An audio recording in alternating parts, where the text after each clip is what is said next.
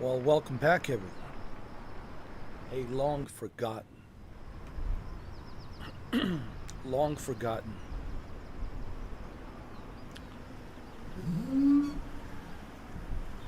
Drive Club. A long forgotten Drive Club, huh? Yeah.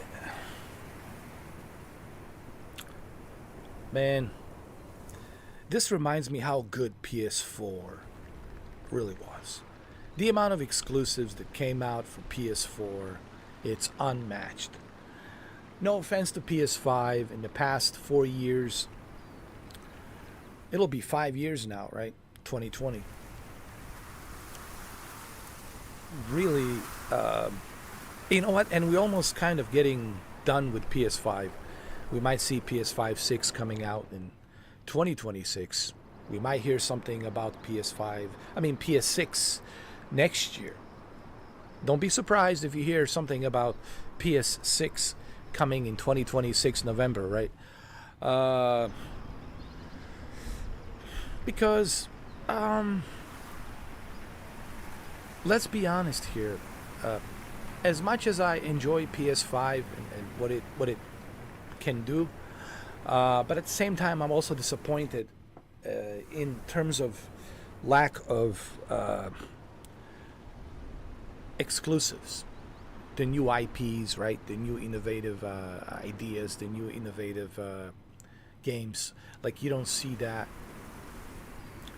like you did with PS4. As far as the Xbox, it was a total disappointment. I mean, don't even get me started with the Xbox. Now they're starting to pick up on some exclusives here and there, but I was disappointed by PlayStation 5 because when you look at the track record of PlayStation 2, 3, and 4, and even the original PlayStation, and then you look at the PS5 in the past 4.5 years, almost 5 years. It'll be 5 years next year, 2025. There's a bit of a drop off here. And the reason I'm mentioning this is because here I am looking at all of these exclusives that came out on PlayStation 4. The greatness awaits. That's all you saw when you purchased PS4. It was just exclusives.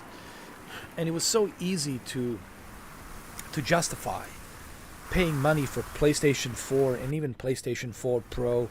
Not to mention, in 2016 we also had original PlayStation VR 1, and all of these games that came out. Even this Driveclub VR, which I have, it's on PlayStation VR exclusive. So PlayStation 4, it's something that it's if I was to compare PS5 to PS4, there's no comparison. I mean, PS4 wins all the way, dude. It's like PS4 mops the floor with PS5. No offense. In terms of exclusives, there's no question about that. I don't think anyone will disagree with these facts because they are facts. They're not just, me talking, out of my behind. This is factual information.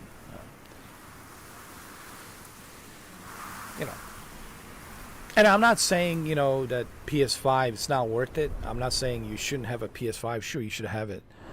But looking at PS4 and in terms of exclusivity and how many cool exclusives PS4 has brought us,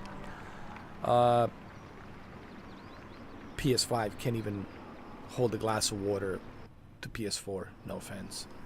And again, I'm not talking out of my behind. I'm speaking the facts.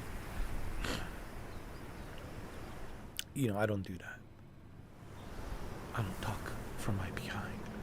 I talk from the front, not from the behind. I'm trying to filter myself. I'm not trying to use any profanity, because you can't use any profanity in the first, 40, 50 seconds or first 5-10 minutes. Otherwise you get demonetized. So no profanity. Use your imagination. When I mention behind, what do I mean by behind? Innuendo. I'll have to speak in innuendo. All right, let's drive, shall we? Let's fire up these John Wick Arc motorcycles. Or is it Arch motorcycles? Not Arc. We're not talking about the Arc. We're talking about the Arch. The Arch motorcycles, man. That's what we're driving here. Arch motorcycles. I always thought it was Arc, but then I saw the C and H, so it's Arch. Arch, not Arc. Arc is just 3 letters. Arch, it's 4 letters. A-R-C-H. So it's Arch, not Arc. We're not talking about Noah's Ark, all right? We're talking about Keanu's Arch motorcycles. All right, let's go.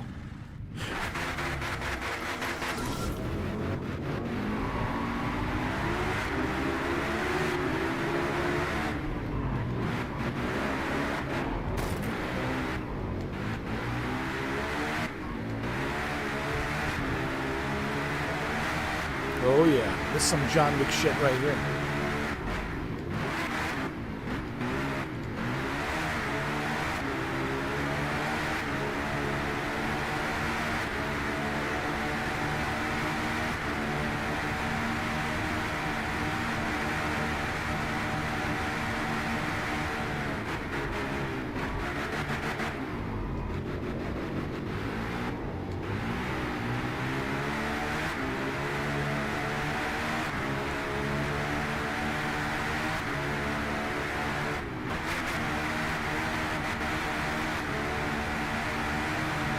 Come on.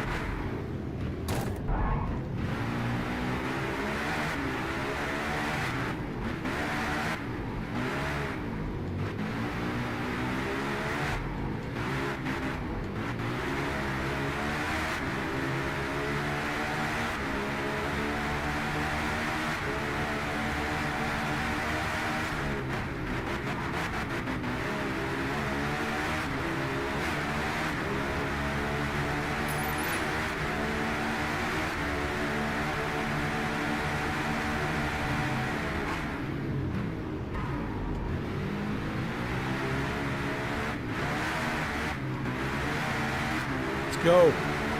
There you go. That's the spirit.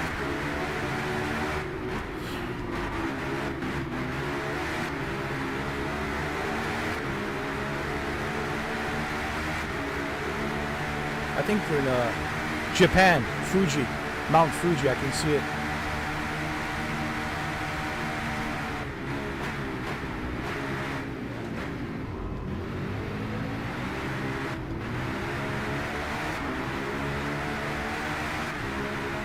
Got this, John.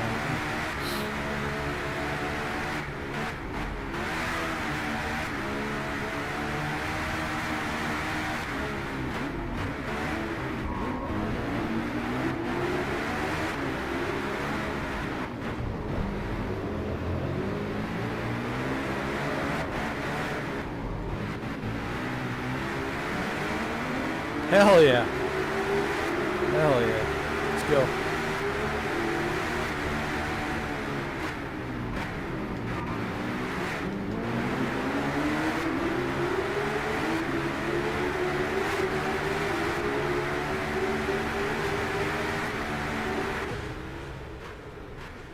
You know, the one thing about John Wick movies, I wish that they would have him drive more motorcycles. If they ever do a chapter 5, which I hope they do a chapter 5 and bring him back, and he survives, he never died, and he returns. I hope that they let Keanu use more motorcycles in John Wick movies. I feel if they ever do a chapter 5, he needs to ride more motorcycles. And again, Keanu's been riding motorcycles since he was a teenager, so it's nothing new for him. The guy has its own, motorcycle company, Arch Motorcycles. So I think if they ever do a chapter 5, motorcycles, man, come on, I think it's time. If they ever do a chapter 5, that is. After Ballerina next year, we'll see.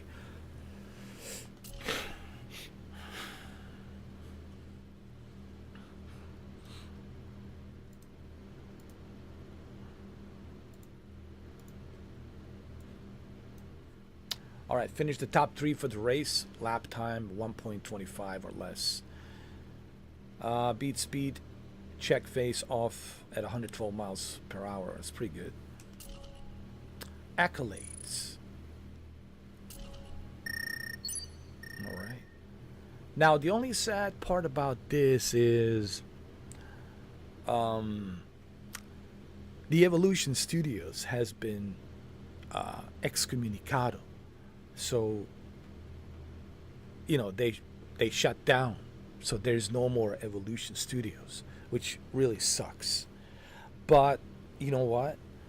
Maybe with PlayStation 6, with PS6, maybe Sony can still resurrect Evolution Studios.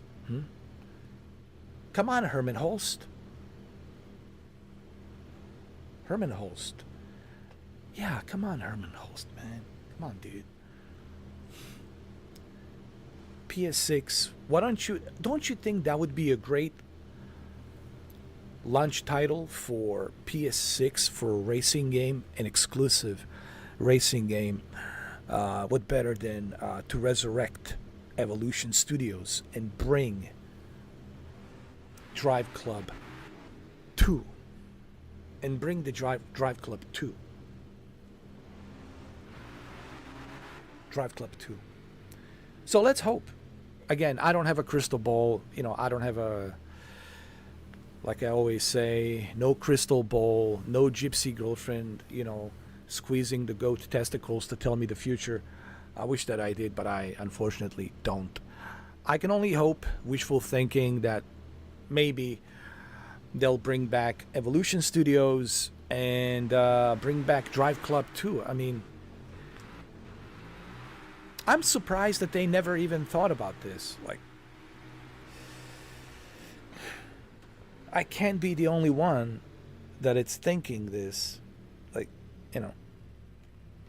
But hey, we'll see. PS6, right? Let's first enjoy PS5 Pro before we... Now, speaking of PS5 Pro, why not have this enhanced? Why not have this game enhanced? Rehire the Evolution Studios and have them enhance this game.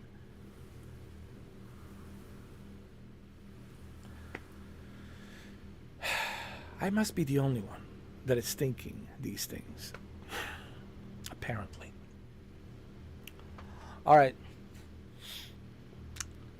But hey, it would be nice to see PS6 in 2026 with this Driveclub 2 sequel. And I think Driveclub 2 sequel would be an excellent choice to have Driveclub 2 as a launch title, racing game, and then Gran Turismo 8 on top of that. Yeah. Maybe I should be the PlayStation CEO. Honest, I think I would do a phenomenal job.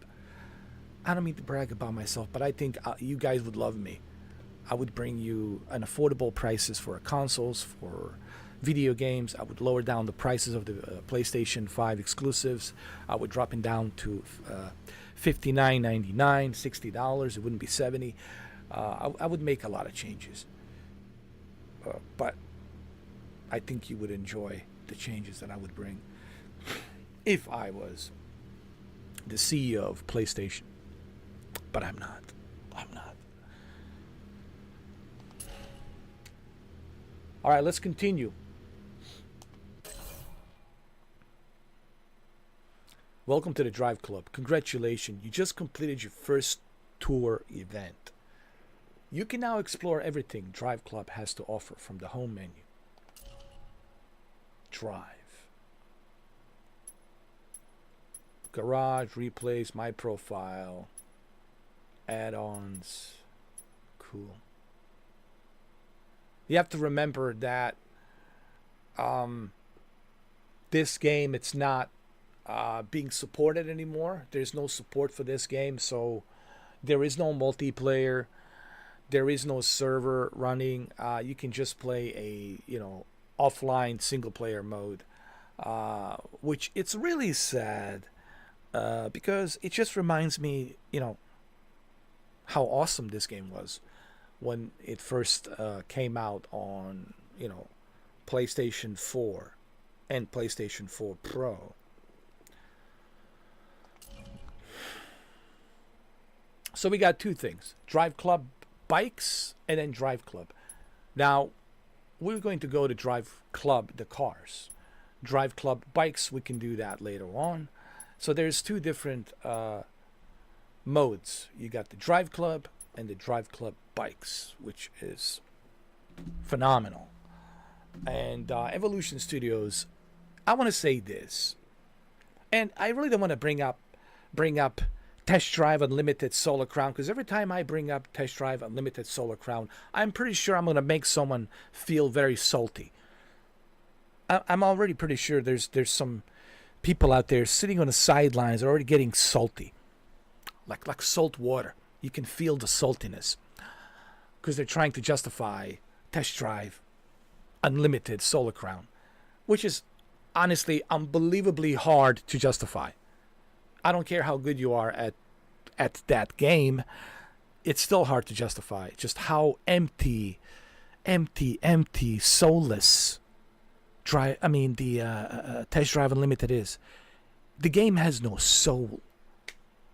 I can't believe I spent the entire month playing Test Drive Unlimited Solar Crown. The game has no soul. Developers of the game, they're clueless. They don't know what they're doing. And this Ibiza thing, look, I already said, and I know there's a lot of you who are subscribed to me because of Test Drive Unlimited Solar Crown. I didn't delete the game. I still have the game. Yes, I will try out Ibiza once Ibiza comes on Christmas Eve, December 24th. Okay? I will try it, and I'll be honest. If they improve it, hey, I hope I'm wrong. That's great.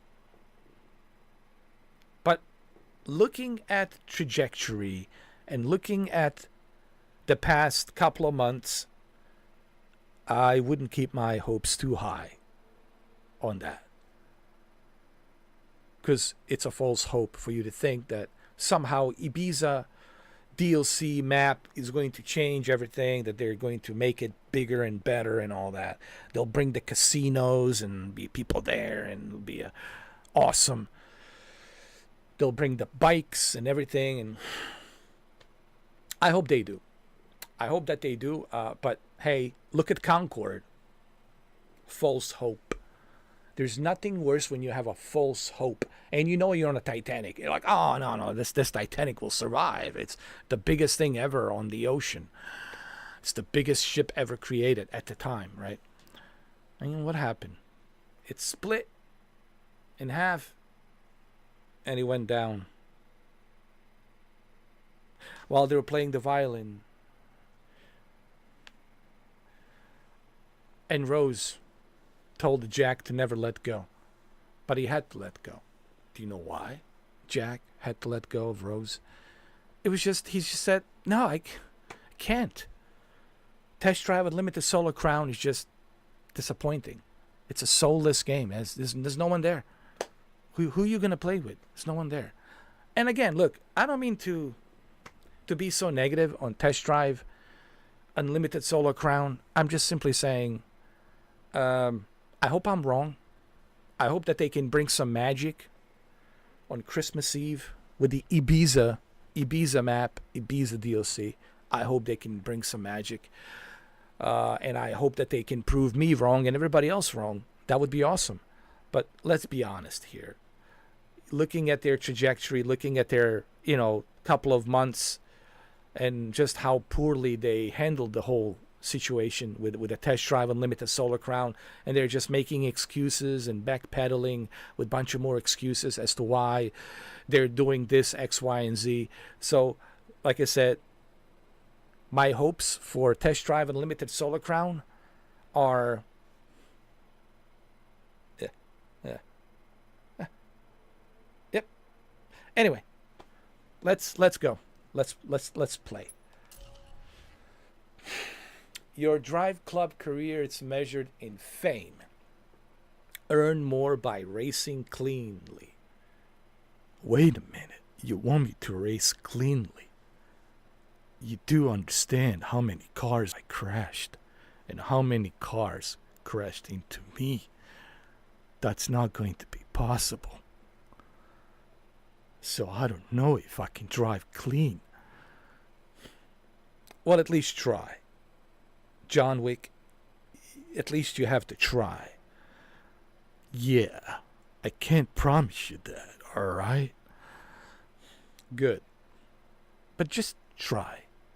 Alright, I'll try my best. So what should we do? Tour or single event?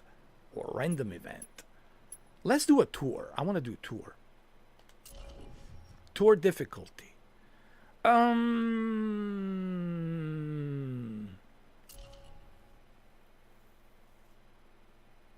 Oh, this is funny. Finish line coming soon. AMG coming soon. This never happened. This is so sad. Oh, God. Let's do... This is in India, right? Tamil Nadu Invitational. Let's do that. Finish top 3 for the race. Beat cornering face-off for 1,500 points. Lap time of 1:41 or less. All right, well, let's go. Mercedes-Benz A45 AMG sorting by class. All right, we're going to go with a 4-cylinder turbo, all-wheel drive front, 2.0 liter. All right, so let's go. Let's see. Custom. I'll just go to factory. Factory design. All right, here we go. Let's go. I also have a VR version of this, as a matter of fact, and I might do a VR version of this again. I do have my PS4 Pro and the PlayStation VR original.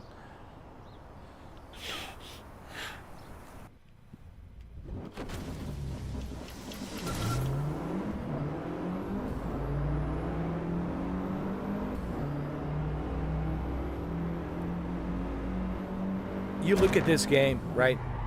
And you look at Gran Turismo 7, and you look at Forza Motorsport, and then you say to yourself, test drive unlimited who?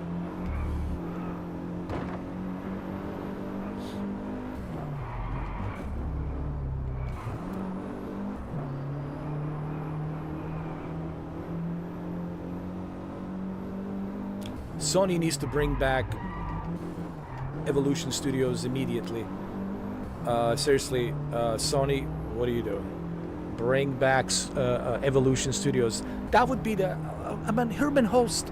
We haven't heard nothing from Herman Holst. He didn't even say nothing about the PS5 Pro. Oh my God, Herman Holst. He's missing in action. He hasn't said anything. What kind of a CEO are you, dude?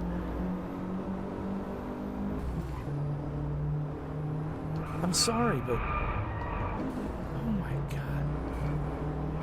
Say what you want about Phil Spencer. At least he's out there. He's talking about, you know, Xbox. But where's Herman Holst?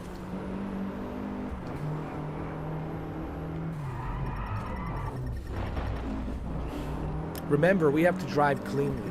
I'm just kind of surprised that the Herman Holst is not saying anything regarding the PS5 Pro, regarding the future video games, regarding maybe possibility of a Driveclub 2. That he's not even talking about this. Yeah.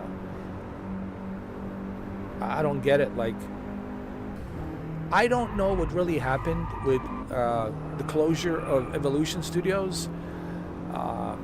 I might have to do some research on that to find out exactly why they closed down, whether they were having some financial situations that they were dealing with. I don't know. But I don't know how could that be, because Driveclub was very successful. So I don't understand how could that be. Anyway, I have to do some research on that.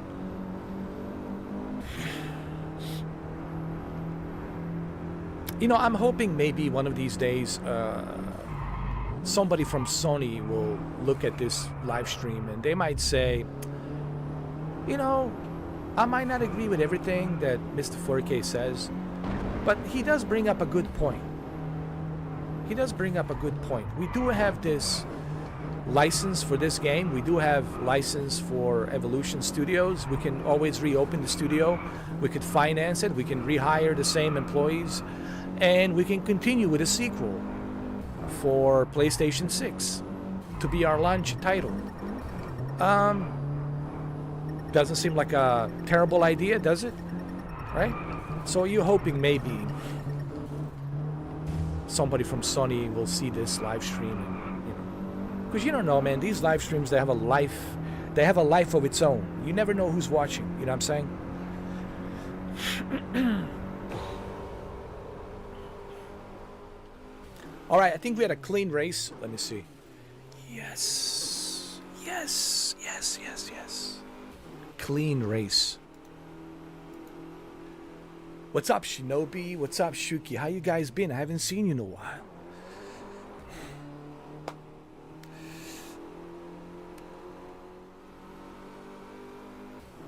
Oh, you gotta go to sleep? Oh, no. Why you have to go to sleep, man? Come on, dude. Don't sleep one night. John Wick never slept. He only slept maybe a few times a year. Come on, man. You need to man up. Stop sleeping, man. Hey, it's okay. I'm just joking, Shinobi, man. I get it, man. It's what? It's in UK's what? 1 o'clock, right? Is it 1 o'clock or 12:30? What is it? 12:30? Or is it 12 o'clock? 11:30? Something like that. I miss you too, Shuki. How you doing, man?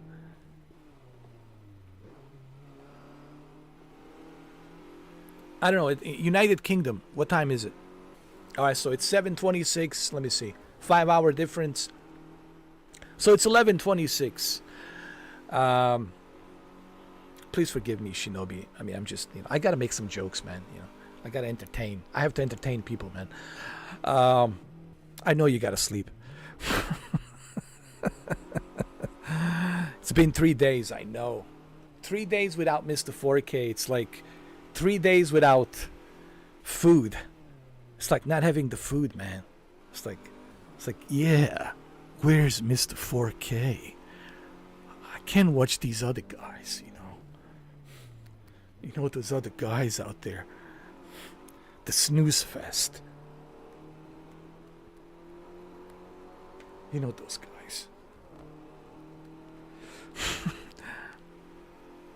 I'm glad to hear that, man. So how do you like it so far? I've been watching a bunch of videos and research. You know, I made a video about it, and I don't know if I agree completely that it's a tough sell. I was just, you know, I was just being the messenger. You know, I made a video just like, I'm the messenger. This is what majority is saying. They're all saying that it's a tough sell, and but I don't know. I mean,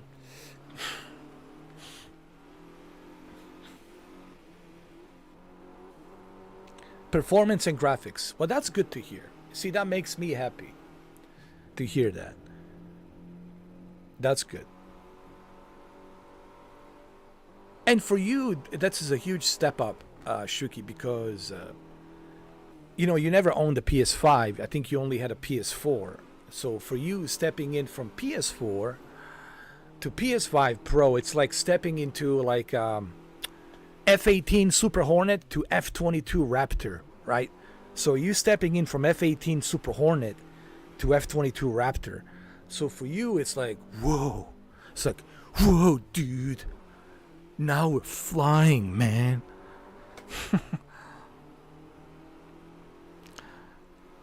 Gran Turismo, I love it, and the others too, and also tried Gran Turismo, right? How about Gran Turismo, dude? Huh? How about the Gran Turismo? the force feedback, the adaptive triggers. When you press on the gas pedal, you feel the pressure from the pedal giving you that resistance, that accurate resistance, right? You can feel the gears grinding. 1, 2, 3, 4, first, second, third, fourth gear, grinding those gears on the transmission. You can feel everything. You can feel the exhaust. Boom, boom, boom, boom. Yeah. Thank you, Shuki. Thank you, Shuka. Thank you. And that's 2 exclusive racing games, bro. Gran Turismo and Driveclub, both very successful. Gran Turismo 7 and Driveclub, man. And I hope that Sony will reconsider Shuka. I mean, I'm happy with the Gran Turismo 7. I'm happy with Gran Turismo 8 coming out for PS6. It's all fine and dandy. But I'm also hoping that they will resurrect Driveclub 2 and bring Driveclub 2 on PS6 with Evolution Studios. That would be my wish, to see that.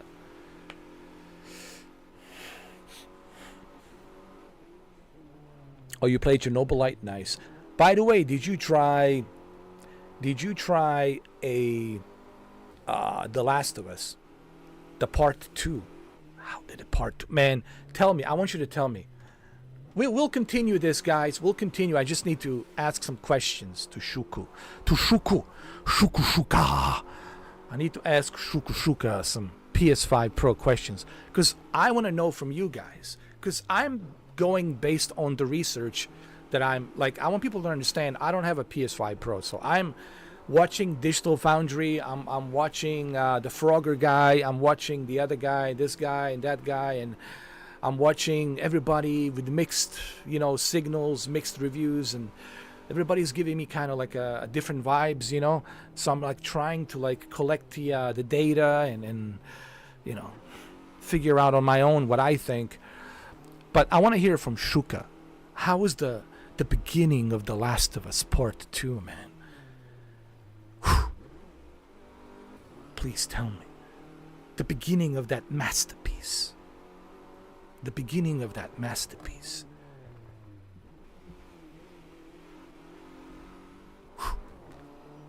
When you're riding the horse and looking down at the vistas of the mountains of Wyoming. I want you to tell me just how beautiful it looks.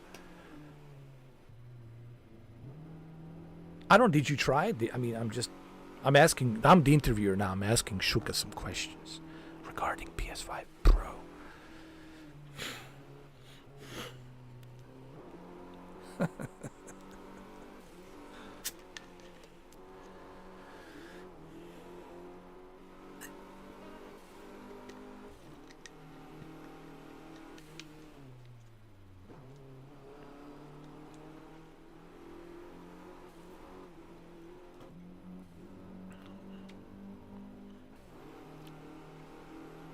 Looks great.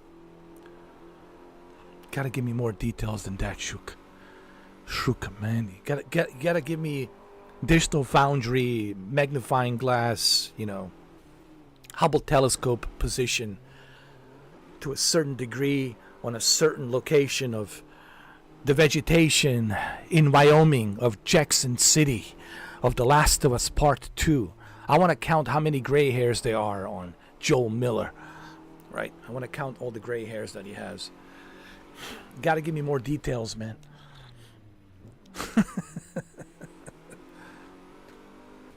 So let me ask you this. There's a fidelity mode and a performance mode, right? What type of modes do they have? I'm sorry, Shuka, that I put you on the spot, man. I have to ask you these uncomfortable questions, man.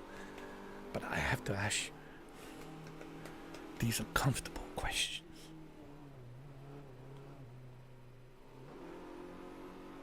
Oh, you don't have it. Oh. My bad. How about a part 1? Did you try the part 1? The remake? I think they have a remake, part 1, on there, I think.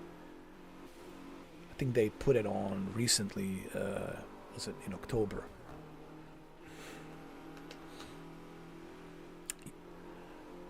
Demon Souls. It has a performance, quality mode. Then yeah, the pro mode. What is the pro mode? How's the pro mode?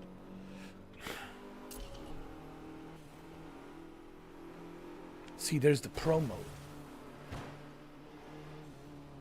Pro mode is running everything at 60 FPS, using the PISR, PSSSR, which gives you the right, like a deep learning super sampling, scaling resolution to a higher resolution that's close to 4K with 60 FPS. But it's so close to 4K that you almost think it's a native 4K 60. That's pretty good, man. Man, I can't wait to... Because right now I'm kind of blindfolded. And it kind of sucks because I'm blindfolded. You know, I'm going based on what you guys are telling me. Like I said, I was watching the Frogger. I was watching the other guy. I was watching the, the frog guy. I was watching the other dude. Forgot his name. There's a bunch of other dudes. I was watching Linus Tech Tips. I was watching plenty of Digital Foundry. You know, Digital Foundry is my main source. That's where I go for factual information. But I've been watching a bunch of other dudes, and they're all kind of giving me mixed signals because they all have opinions. Everyone's opinion will be different, you know. And I know it's like, even when I made that video today, I was like, man, should I make the video based on other people's opinions, you know? So I was just going based on what other people are saying, you know. And here's the thing, Shuki, none of them is saying that it's not worth it. They're not saying, ooh, this is not a nice upgrade. They're not saying, ooh, this is not worth the upgrade. What they're simply saying is it's a tough sell to sell for $750. That's basically what they're saying. Whether I agree with that or don't agree with that, I have to see it for myself to make that decision. You know, I can't make that decision. You know, that's why I said I want to know what you guys think. You know, because I can't make a decision based on just other people's opinions. I have to kind of see it for myself and see the difference. Use two of my OLED monitors and put them side by side. Have a PS5 Slim on one side and a PS5 Pro on the other side. And that's what I'm going to do. I have everything ready for next year. So the tests from Mr. 4K, unfortunately, will be coming in 2025. But I think you guys will enjoy it. I think it'll be a great content to hear it from me, not just from the other people, because you guys want to also hear it from me, not just from others. You want to hear from what I have to say about it. So I can't wait to do it. I know I'm going to be late to the party, but it's better be late than never, right? So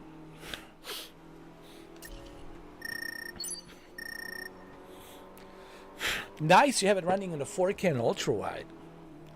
Nice, man.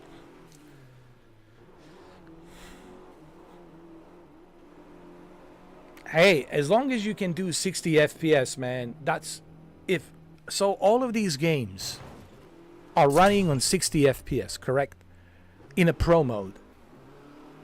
If they're all running on a 60 FPS pro mode, then hey, man,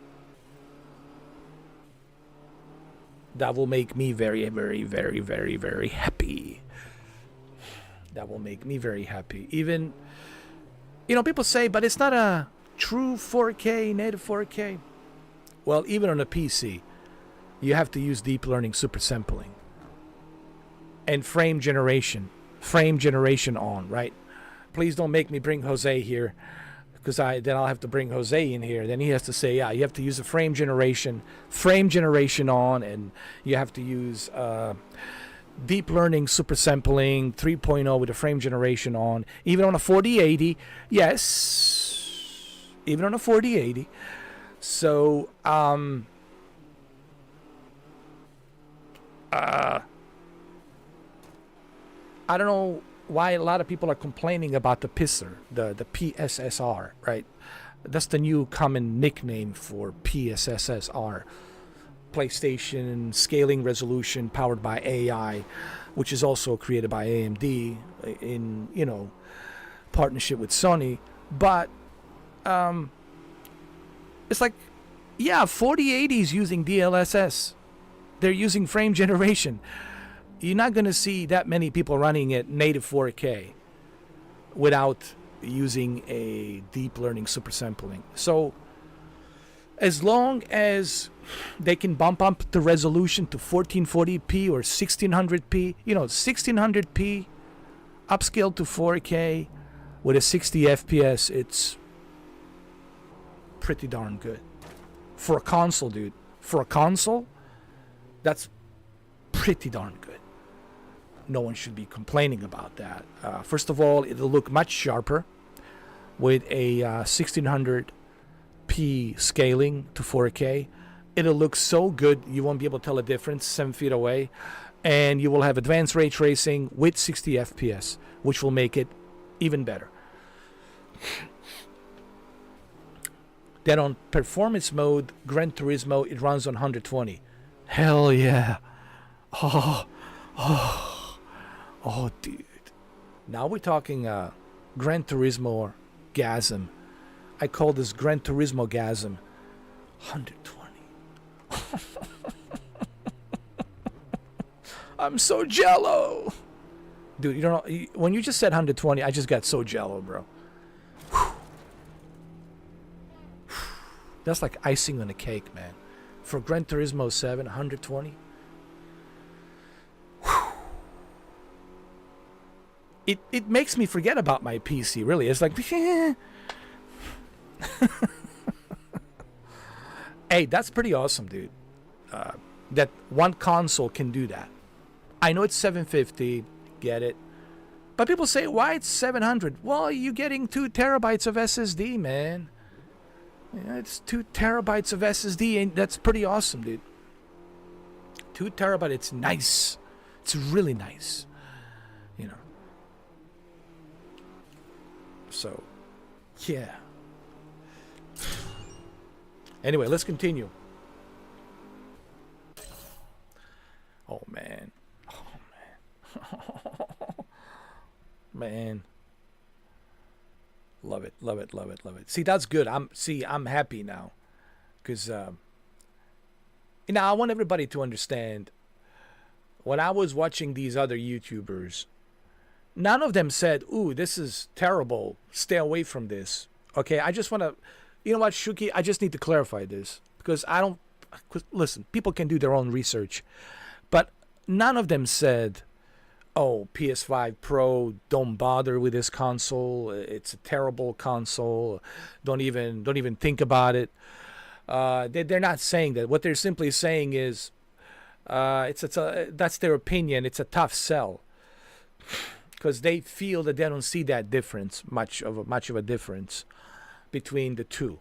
Now, I have to take them for the face value at what they're saying, right? But at the same time, I am also being a little bit skeptic myself, because I do know that I have to try this out for myself, Shuka.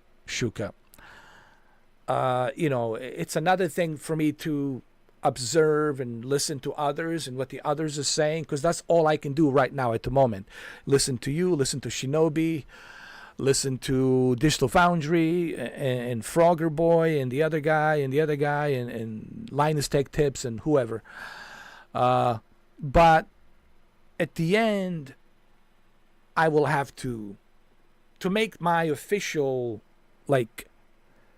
verdict. So today's video wasn't a verdict. It was just me telling you what I have researched. But for me to make my own verdict, that's next year. That's spring, summer, April, May, June, July. That's when you're going to hear a verdict from a guy like me.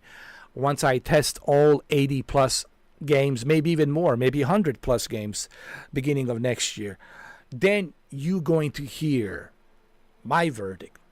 all right, this is what I really think about the PS5 Pro. And I think next year is going to be a very important year for PS5 Pro. Not only are we getting all of these enhanced PS5 Pro games coming out, but at the same time we got the big behemoth, a big giant behemoth called GTA 6, Grand Theft Auto 6. And Grand Theft Auto 6, it's a huge behemoth. And I think that's where we truly are going to see. I think that will be the most watched video. Grand Theft Auto 6. I think the most searched video, it's going to be GTA 6 PS5 Pro Enhanced. Mark my words. Mark my words. Hundreds of millions of views. The most watched video. My predictions. The most watched video next year on YouTube. It will be Behemoth Grand Theft Auto 6 PS5 Pro Enhanced. Because that's what people want to know. That's the icing on the cake. Fortnite? Well, you know what? I don't mind seeing a PS5 Pro Fortnite Enhanced. I actually don't mind a Fortnite. It's actually quite nice.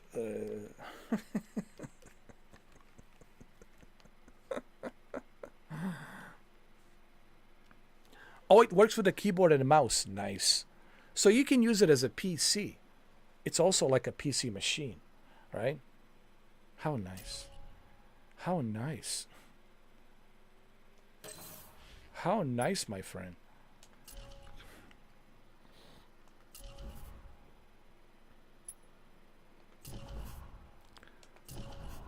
Fortnite. Hey, have you tried a Fortnite? Dude, if you haven't tried a Fortnite, then you really don't understand. You don't understand the importance of the PS5 Pro.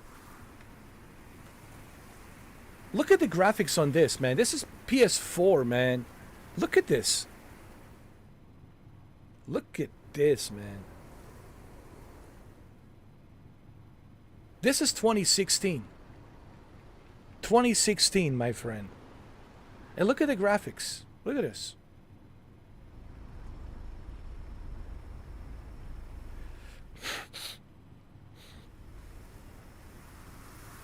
On a performance mode, it's 120 FPS. Hell yeah, dude. That's the way I want to play Fortnite. I want to play Fortnite on 120 FPS. That's what I want.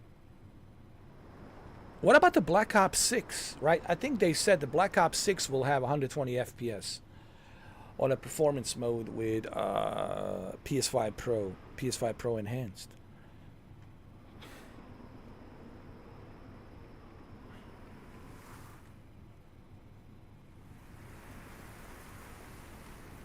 All right, here we go. Ladies and gentlemen, this is my Beetle. My Beetle.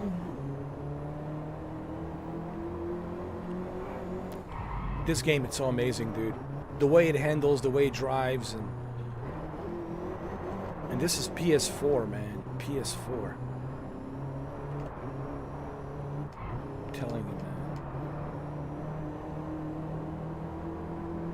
Yeah.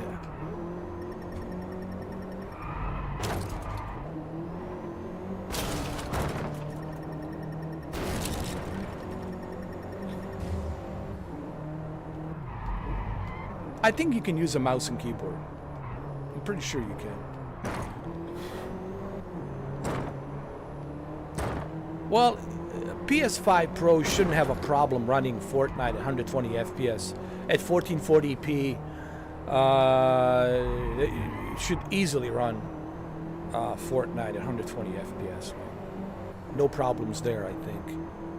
Should be smooth as a butter. Have you ever tried this game, Shuka? Have you ever tried a Driveclub?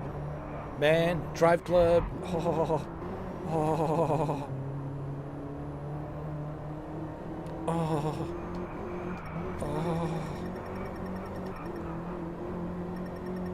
Oh. Driveclub is like orgasm, dude. It's like a car orgasm. Shit, it's so good, man. Look at these graphics, man. I mean, look at this.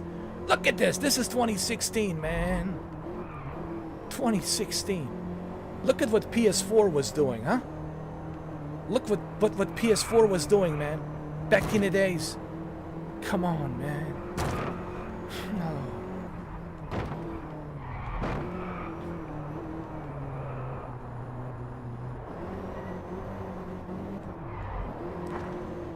I gotta tell you, PS4, holy shit, man. What a great console, huh? What a great console, dude.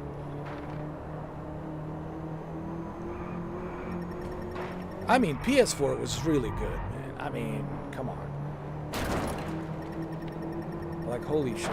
Greatness awaits. It was exactly what it said. Greatness awaits, and it did await the greatness for us. Man, it was so good. Come on, John. You need to drive clean, man. You need to drive clean. What are you doing, John? Well, you know, John Wick cannot drive clean. That's why he destroys all of his cars, dude. He's not a clean driver, dude. He's a dirty, dirty, dirty driver, man. That's why he spends a lot of time at the laundromat, you know, with all them coins, because he's got a, you know, I have to wash my clothes. I'm here at the laundromat, courtesy of Continental Laundromat. You know what would be funny? If there is a laundromat called Continental and a bunch of dudes coming in with the suits. Yeah, I need these suits to be cleaned all at once. Thank you. Could you make it in a couple of hours? I'll be here to pick it up. Thank you. You know what? John Wick can go on forever, dude. This is why they cannot kill the franchise.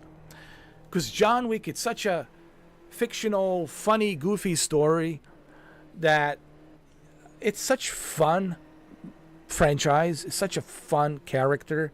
You can go on forever, dude. And I think people would watch it even in 2030, 2035, 2050. I don't think people would ever get tired of John Wick. I mean, the only thing is they would have to innovate on how he does his killing. Maybe next time he uses the electric shaver and shove the electric shaver in someone's mouth and chokes him, you know, and presses it down his throat. Or maybe, I don't know, he's like in Amsterdam and there's a bunch of porn shops. He's having a fight in the porn shop. For some reason, there's a guy there he needs to eliminate, and he's in the porn shop. And then he kills the guy with a dildo, with like a 24-inch dildo or something. Like he shoves it in his mouth, you know, and chokes him. First he slaps him with it, and he chokes him, pushes the rubber dildo in there. I think that would be great. There's so many great ideas, right, with John Wick and how he eliminates his targets. It would never listen. The franchise of Baba Yaga, and then he teams up with Ballerina, right? And so it's him and Ballerina together, kicking ass. Well, we'll see them together next year. All right, there's a spin-off, John Wick, Ballerina. So him and Arma, what's it called? Ana de Armas, that Cuban American chick. Ana de Armas, she was in a bunch of movies. She worked with him in a movie called Knock Knock. She worked with him before. 10 years ago, they worked together. So it'll be interesting to see how that goes.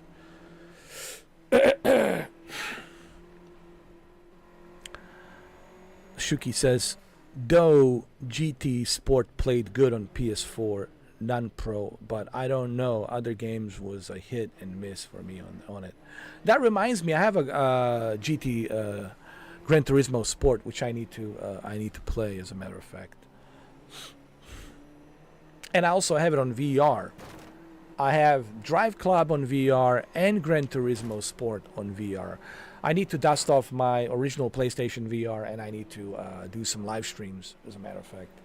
You know, At first, I thought about selling it, but I was like, no, I'm not going to sell it. I can still use it. I can still watch 3D movies on there. I was like, nah, I'm going to keep it.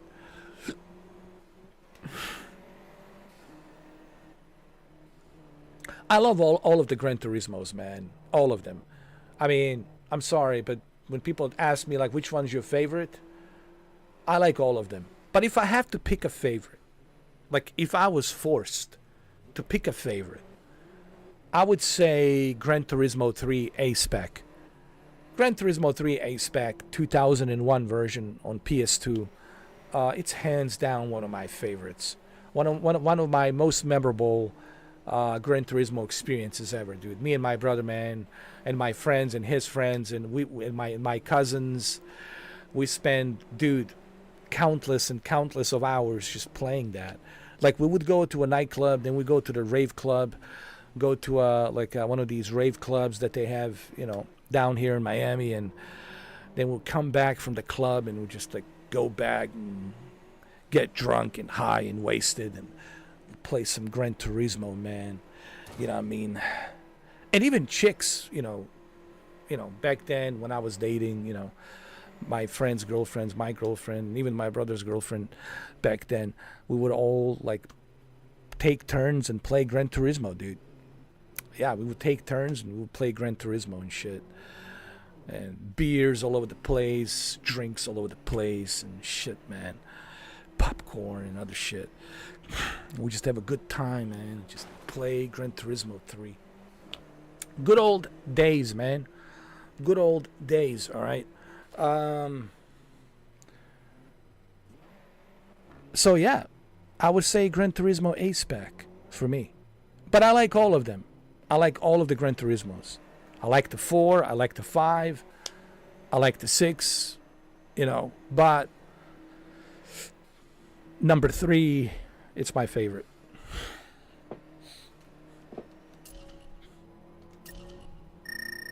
Did I drive clean? No, you did not, John. Why didn't you drive clean? Well, I don't know, John. I just can't. Bullshit, man. You need to drive clean, or I'll make you clean. All right, Baba Yaga. Here we go. All right, so we finished that. No, we didn't drive clean, did we?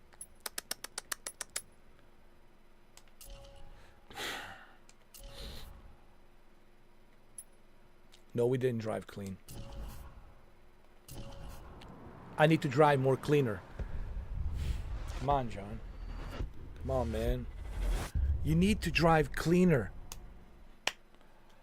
Where are we now? Canada. Cayush Point, Canada. Look at these graphics, man. Look at this, huh? Look at this, man. Look at this, man. What is this? British Columbia?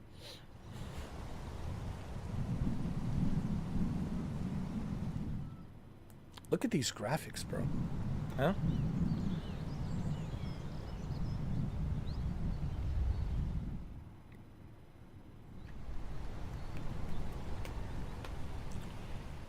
Let's go. Let's drive like a spoon man. Spoon man. Spoon man. Feel the rhythm with your hand. Let's go.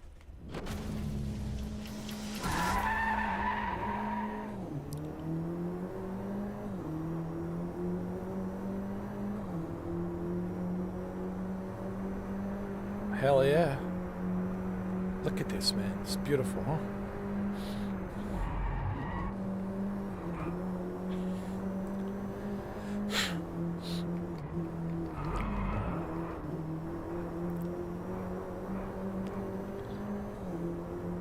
Oh, by the way, if you have a PlayStation Plus, Shuka, there is a Assetto Competizione, Assetto Corsa Competizione. On PlayStation Plus, just to let you know. In case you didn't know. In case you didn't know, Shuka, there is Assetto Corsa Competizione.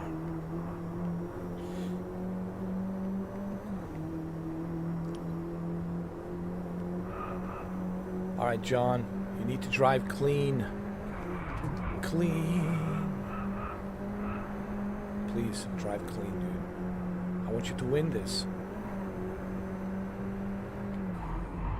I think it's impossible for John Wick to drive clean. He just can't, he's incapable of driving clean. Yeah. You know how many cars I have destroyed. You do know that, right? But I'm John Wick, man. Yeah. I'm going to destroy some cars, drink some whiskey, and not even care. Yeah. I know, John, you don't care. You'll just drive and destroy all the cars. Or you'll get hit by a car, which he does, doesn't he? He gets hit by a lot of cars. Baba Yaga is like a magnet to cars. He just get hit by a car all the time, dude. Somebody needs to put like a video together how many times Baba Yaga gets hit by a car and how many cars he destroyed. Come on. I think John Wick's license has been revoked many times before. No insurance company will pick him. It's like, no, I'm sorry. Please.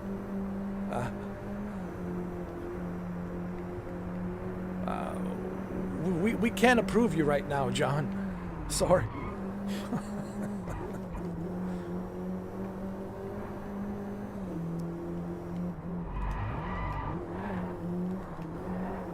Here we go.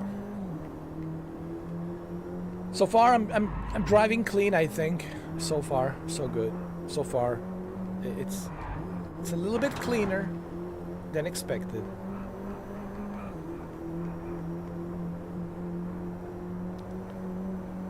There we go. Come on, John. You got this.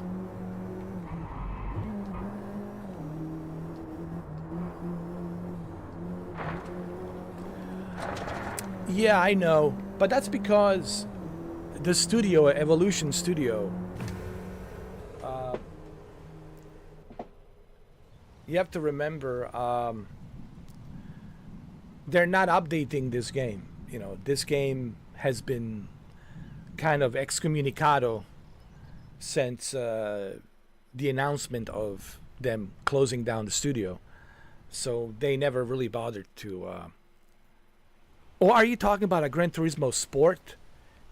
Oh yeah, that's kind of strange, right? On a Gran Turismo Sport, I do a GT Sport. I kind of expected them to at least digital, Polyphony Digital, right? Polyphony Digital. I'm kind of surprised that they didn't take the advantage. But I think the reason they didn't take the advantage of the GT Sport is because they were more focused, Shuki, on Gran Turismo 7. So it makes total sense because they're like, all right, listen, we're bringing Gran Turismo 7. It's the complete package, so don't bother with the GT Sport. But it would have been nice if they did include those functionalities that made Gran Turismo 7 so awesome.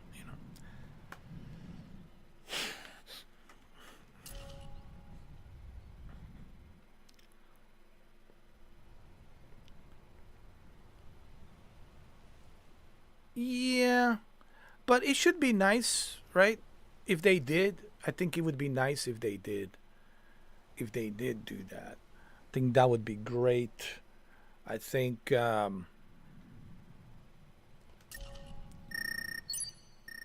mean, why not, right? I mean, PlayStation is a big corporation. They can hire more people. Why not hire people, man? People need jobs. Hire people. Hire people to work on PS4 games to convert them to PS5 and take the advantage of PS5, take the advantage of PS5 Pro enhanced. Hire more people, get more jobs. Why not? That's what I would do if I was a Herman Holst. If I was the CEO of the PlayStation, that's what I would say. Hey, let's hire people.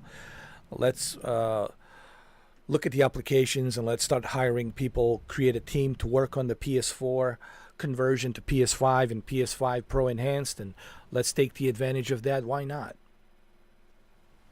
Isn't it funny? I haven't heard nothing from Herman Holst. Ever since he became the CEO, I haven't heard nothing. Nothing from Herman Holst, which is kind of bizarre, right? Like, dude, you are like the head of the PlayStation. Yeah, he's like a Phil Spencer to PlayStation, what Phil Spencer is to Xbox. And it's like, dude, like, you're not saying anything. Don't you find it Shuki? You know who I'm talking about, Herman Holst, right? Don't you think it's kind of bizarre and kind of strange that we haven't heard nothing from him? It's like he's missing in action or something. Like, I don't know what's going on, man. Like, dude, what's the future? Tell us. Do an interview. Let us know what you got down the pipeline. What are you cooking down the pipeline for 2025 and beyond? Give us a little glimpse. Give us a little glimpse what you're cooking down the pipeline for PS6. Give us a little teaser, man. Tease us a little bit. Nothing, dude. There's absolutely nothing from Herman Holst. If there's an interview, well, please send it to me, guys. I want to see it. But I've been looking. Don't give me those old interviews. Old interviews don't count. I need something recent, where he's talking about the PS5 Pro, where he's talking about the future of PSVR 2, possibly PSVR 3, where he's talking about the PS6 and what's that going to look like. The new IPs, the new studios that he might be working with, etc., etc. Like something. Like I need some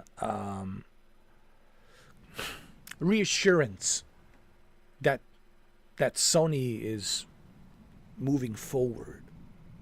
You know. But maybe he's one of those quiet ones. Maybe he doesn't talk too much and he's just like, I would rather show you and surprise you.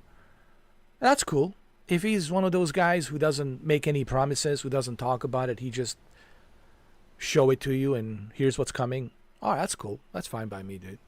Actually, maybe that's better. No hype train.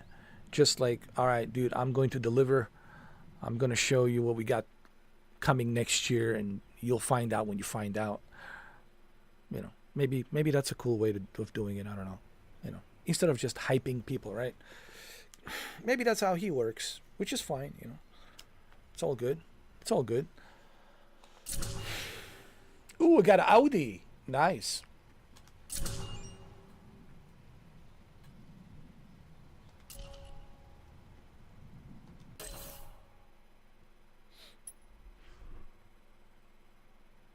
Ooh, Audi. Oh, yeah. Yes, sir.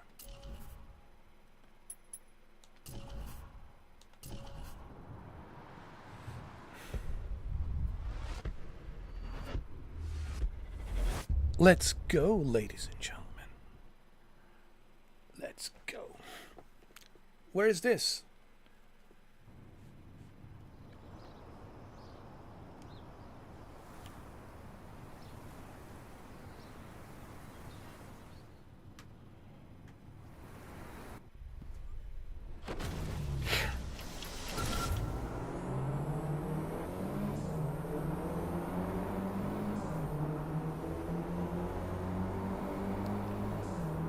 Man, I just realized how good this game is. And it's a shame, dude. It's a shame that this game is canceled. It's such a shame, man.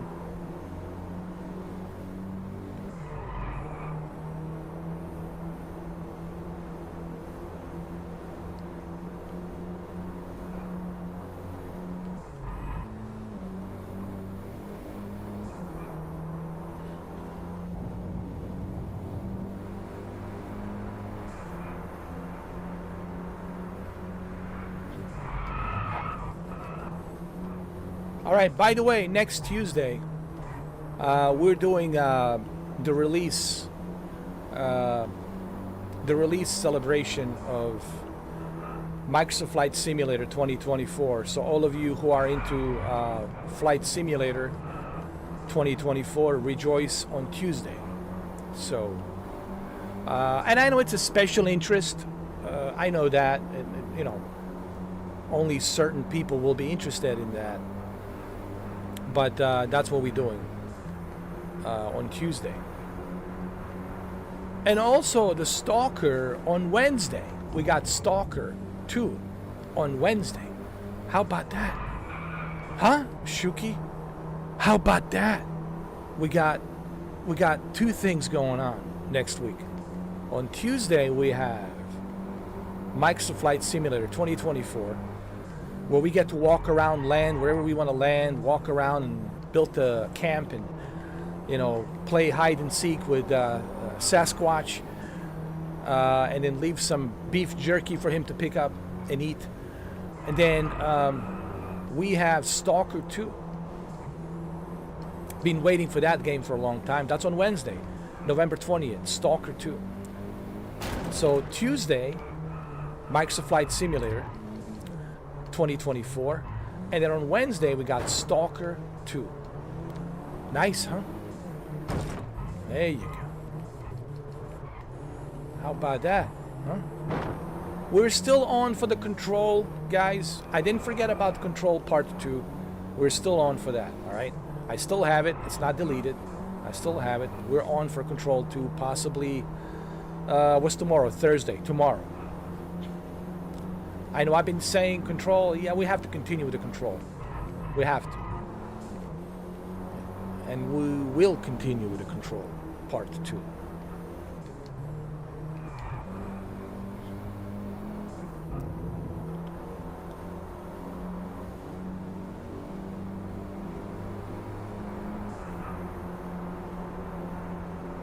The handling in this game, dude, compared to...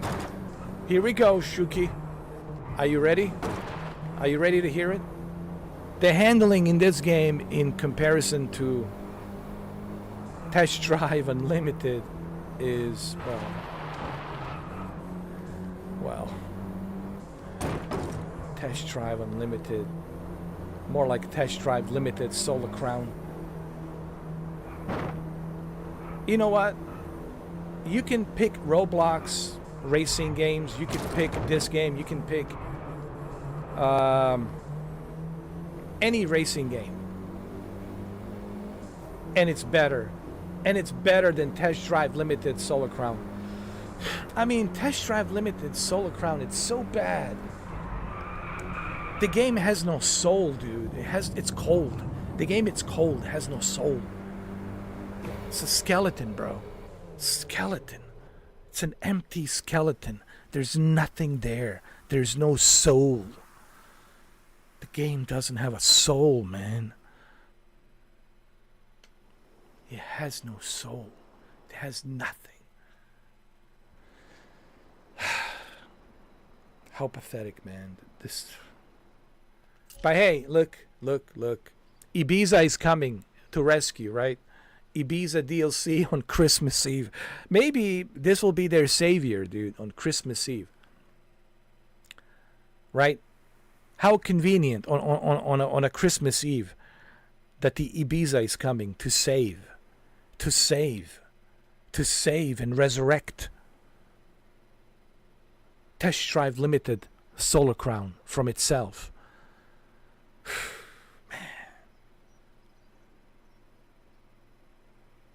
But you have to remember, if you live in Canada and you are in France, Paris, and you want to play together with each other, that is not possible. That is not possible. In 2024, that is not possible. So when it would be possible, excuse my French, when? In 1995, dial-up? When? I mean, it is... Look, when I heard this, I made a video about it. And I said, am I hearing this correctly? Or maybe there's some dialogue in translation. They mixed it up or something. They made a mistake. But no, I double-checked. And other people who know French really well, they double-checked. And they said, no. That's exactly what the guy said. A creative director. That's what the creative director said in 2024. This is not possible. When he said that, how could you take Test Drive Limited Solar Crown seriously. I mean, imagine how laughable this is. Their whole objective is to create massively multiplayer online game, MMO, right? Their main objective was to make this MMO, massively multiplayer online game, right? And they are trying to tell me on a MMO, massively multiplayer online game in 2024, if you live in Quebec, Montreal, and you want to play with somebody in Paris, France, that is not possible. That is not possible. When I heard that, I was like,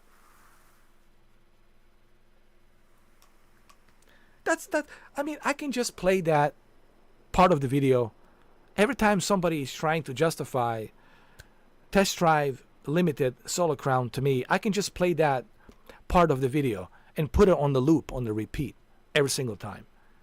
And that's it. That will do. That's my reply. It is really hard. It's really hard to justify or defend.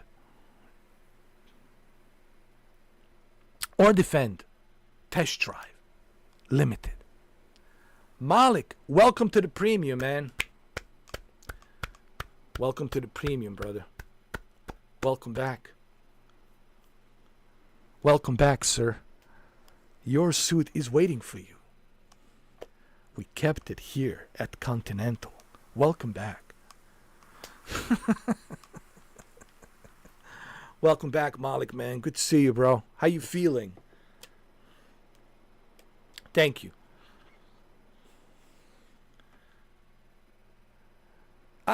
It's going, man. How you doing? Did you find are you still looking for a job? Did you find any jobs, or are you still applying?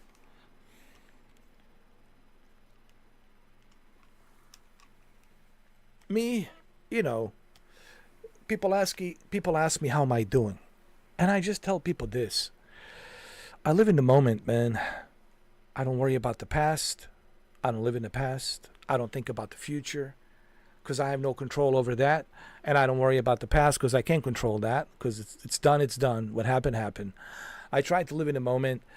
I mean, sure, I have some goals that I want to achieve.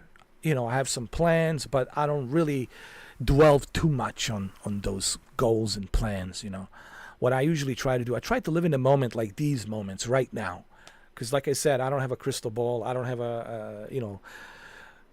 a gypsy girlfriend squeezing the goat testicles to tell me what the future is going to be, right? So you have to just, that's the way I live, man. Just live in the moment, man. But how about you? How you doing? Feeling a lot better, still looking for jobs. Yeah, man, keep on looking, brother. Keep on. I know it's tough, man. Believe me, I know. I've been looking for a job for a year, dude. And I've been everywhere, dude. Yeah, I've been knocking on everyone's doors. I mean, dude, you name it. Everywhere. But I don't know. They see a John Wick. I think they're just jealous. Like, we can't hire this guy. He's just too good looking. He's just too smart. He's just too much of a John Wick. He looks great in a suit. We can't hire this guy. We can't. He's just too good. He's too good. That's what it is, man. They're just jello. It's all right. Hey, look, I would be jealous of me too, man. It's all good. It's all right. And you ladies, listen. The line stretches around the block. I'm very picky. I'm very, very picky, all right? So, I'm very picky. Just so we know. So we clear it.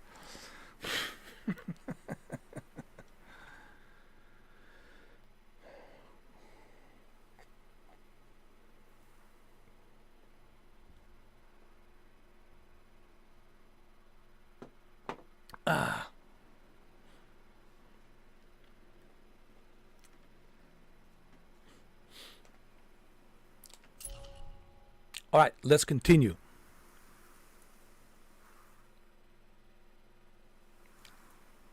Well, you can't give up, man. But don't let it bring you down, Just enjoy the moment, man. Enjoy it, You have to be how do I put this?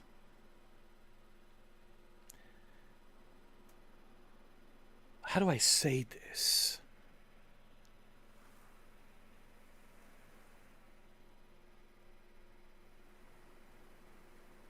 You have to be a cool, collective, calm super cat or a super dog. Like a cool collective super cat. Like a tomcat. And a cool collective pit bull dog. You know, like you're a pit bull, but you're like collective and cool. Nothing can fade you. Nothing can brush you off. You're just a cool collective dog and a cat, just in your moment, man. And that's it. You have to be like that.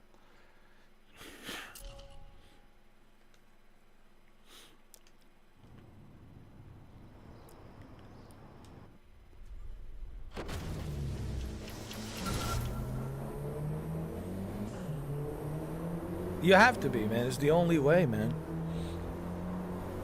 I mean, there's no any other way other than that.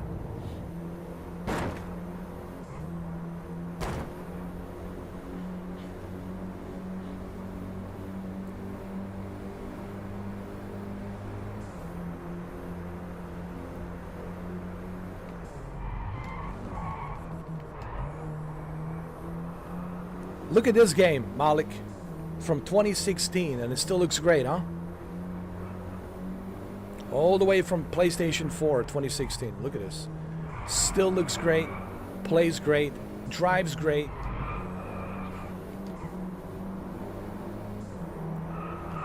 If this came out today, I would be like, whoa, this looks great.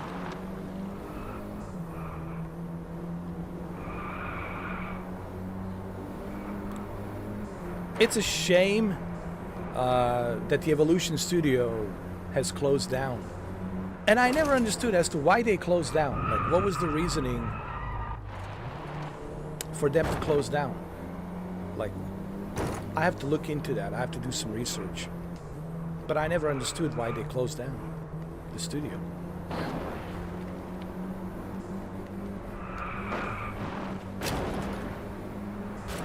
Come on, come on.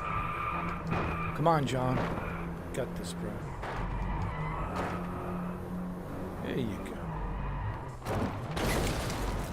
Jesus. We said a clean race, John. This has to be a clean. I said clean race, John. Let's go. It needs to be a clean race.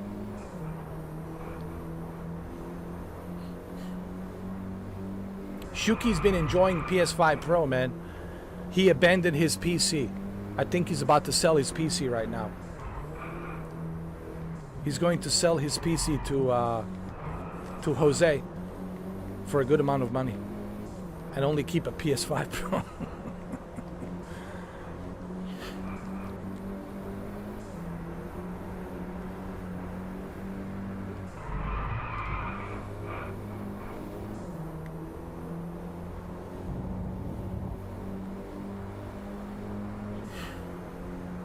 Nah, Shuki will never sell his PC, man. If Shuki sells his PC, that's like aliens are landing or something. That's it. We'll see UFOs in the sky. Everyone will see the UFO. A mothership of UFOs. A huge mothership of UFOs. That will never happen. Never, never, never, never, never. Never, never, ever.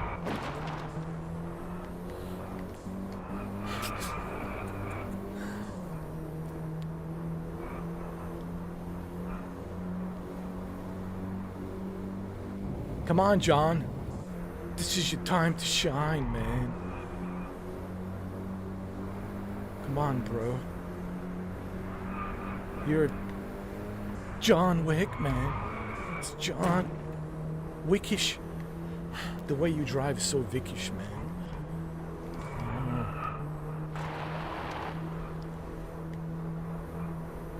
Give me fuel. Give me fire.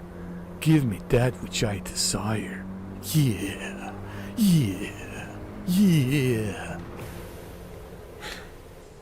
What's going on with my chat? It's connecting, disconnecting, connecting. Come on, YouTube.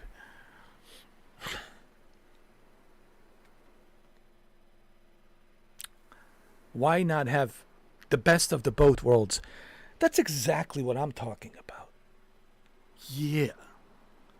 Why not have the best of the both worlds? Yeah. Why not? Yeah. Yeah.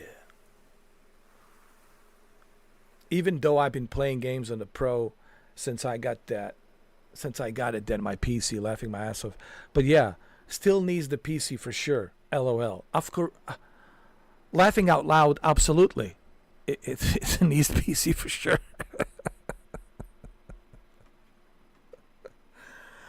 Oh man. Hold on. I need to fix my headset. My headset needs to be fixed. You know, this headset, you see this headset? This is John Wick headset. This is how John Wick treats his material. His headphones are all broken up. His phones are broken up. Everything he has, it's broken up. It's broken. It's destroyed. It's just, that's just John Wick for you, man. Everything's broken. His laptop is scratched up, has a scratch on it. His Nintendo Switch is scratched up, has a big dent on there. Everything's, broken, destroyed. But it's just the way he is. It's just, that's how he is. That's John Wick for you, man. Everything's scratched up, everything's broken, everything's destroyed.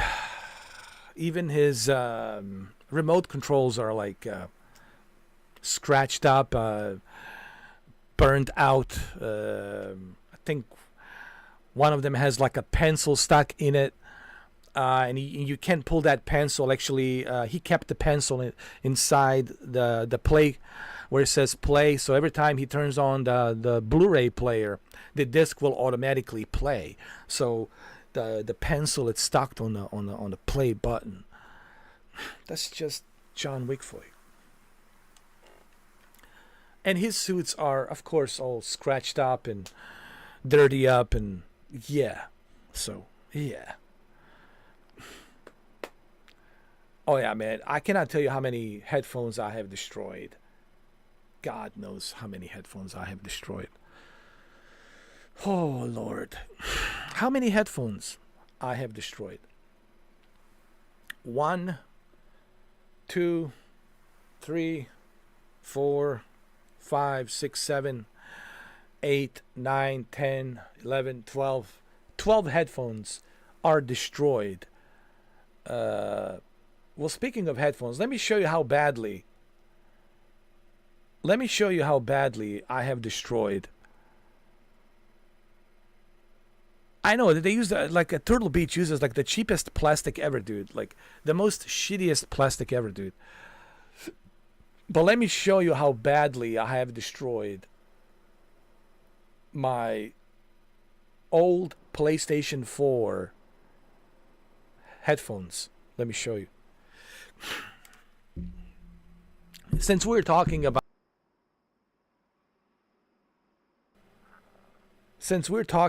how many headphones I have destroyed, I think it's important that I show you. I think it's important that I show you. That I show you my old PlayStation 4 headset. All right, here we go.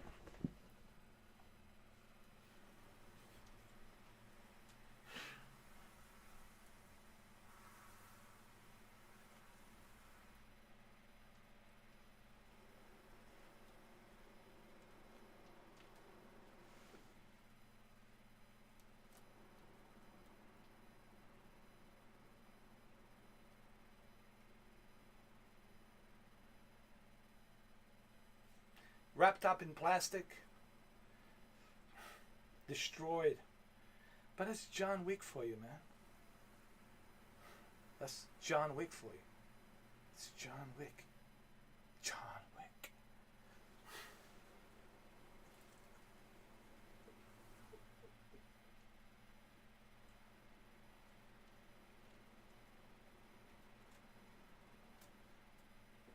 Yeah. Yeah.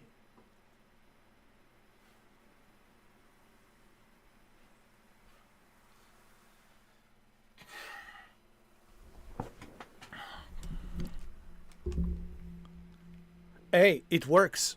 This is taped by Gorilla Tape. Hey, dude, it gets the job done, bro. It works. But you know, I love these Turtle Beaches, these Stealth 700 Max 2. Ever since, you know, Dr. Disrespect announced that he's going to be wearing those. Ever since he announced it, man, dude, I wouldn't trade these for nothing. The Bluetooth on these, 48 hours on battery, dude. 48 hours, bro. That's 2 days. You can listen to music nonstop for 2 days. That is if you're listening nonstop. You can stretch it to like 4 days to a week without charging these, depending on how much you listen. But I would not trade these for no other headset. And I have Steel Series. You know, I've got, you know, other headsets as well, but there's something about these that I just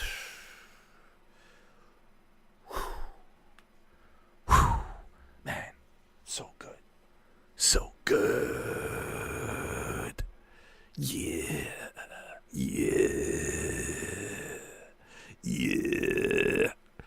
I'm starting to sound like Disturbed.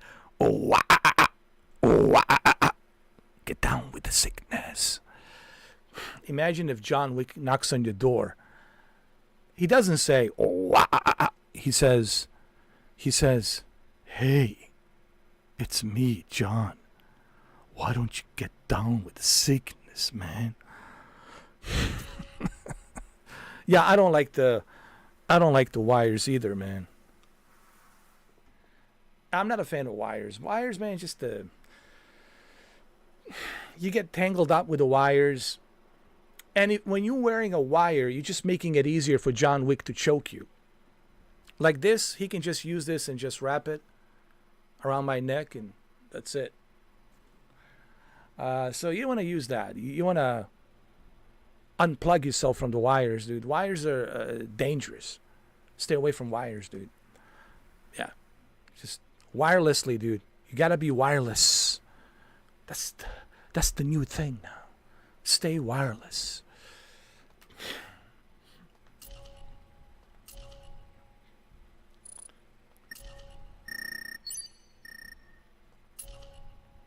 All right, let's continue. Let's continue, my friend. My friend. Is this Canada?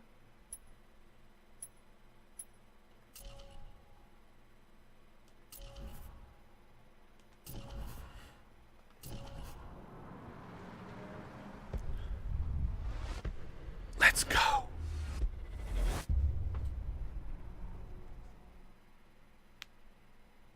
Let's go.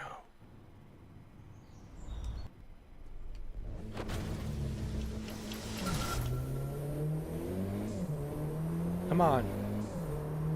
I want to beat my record. 338.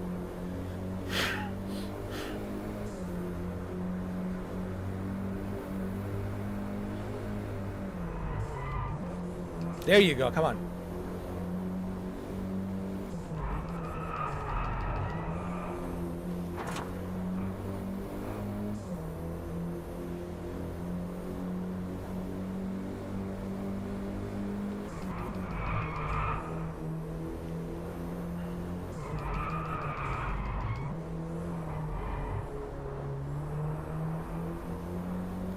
Yeah. Come on, dude. You got this, bro. Yeah. Yeah.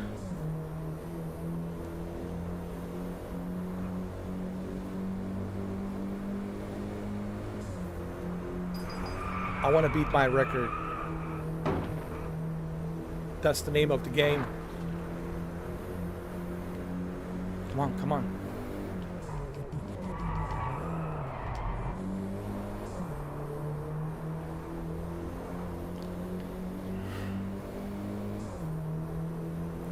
I have a good feeling about this race.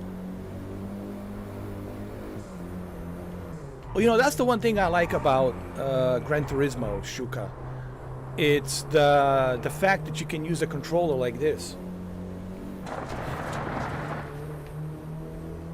You can use it like a racing wheel, and that is such a cool, convenient option to have.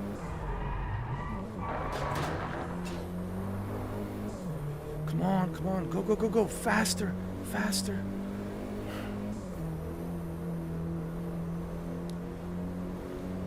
Come on, John Wick.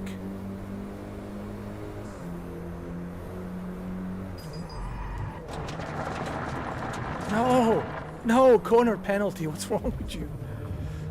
Can't do that.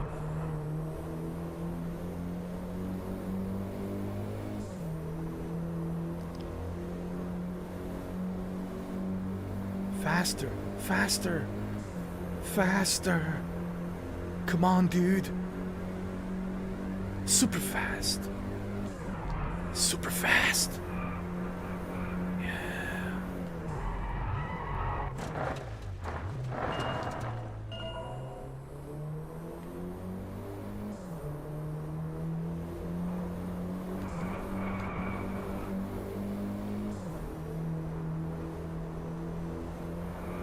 Come on, come on. Come on. Come on. Yeah, the auto centering as well. I mean, everything about Gran Turismo 7 is just perfect, dude. They take a full advantage of PlayStation 5 and the Pro. Yeah. 312. Not bad.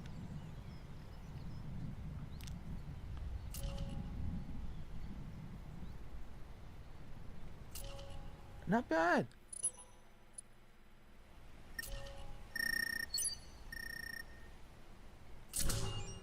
Got the BMW now. Nice.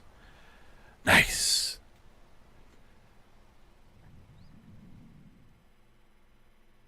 Yeah, I love that auto centering, man. It's so good. I've used it. Well, guess what? On the PlayStation Portal. Remember, I talked about this on the PlayStation Portal. You see, when you have PlayStation VR 2, when you have PlayStation Portal and the PlayStation 5 Pro, you are in a Gran Turismo heaven. And if you have a Logitech G29 racing wheel, it's also a heaven. But one of the cool things about the PlayStation Portal is you can do that on a Portal. And on a Portal, it really works well, dude. Because you get to see the screen, a big giant screen, and the controller, haptic feedback, adaptive triggers, and it really works well, dude. I've been using it on a Portal, and on a Portal,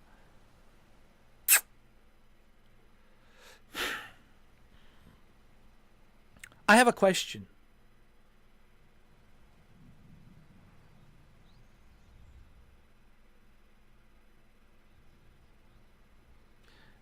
Can you use PlayStation 5 Pro with PlayStation Portal? That's a good question. Can you? I think you can. I think you can. I don't see any reason why you can't. But yes, that auto centering, I know exactly, Shuka. I know exactly what you're talking about. But it works the best on the PlayStation Portal, dude. Oh, dude. PlayStation Portal does a really great job with auto centering.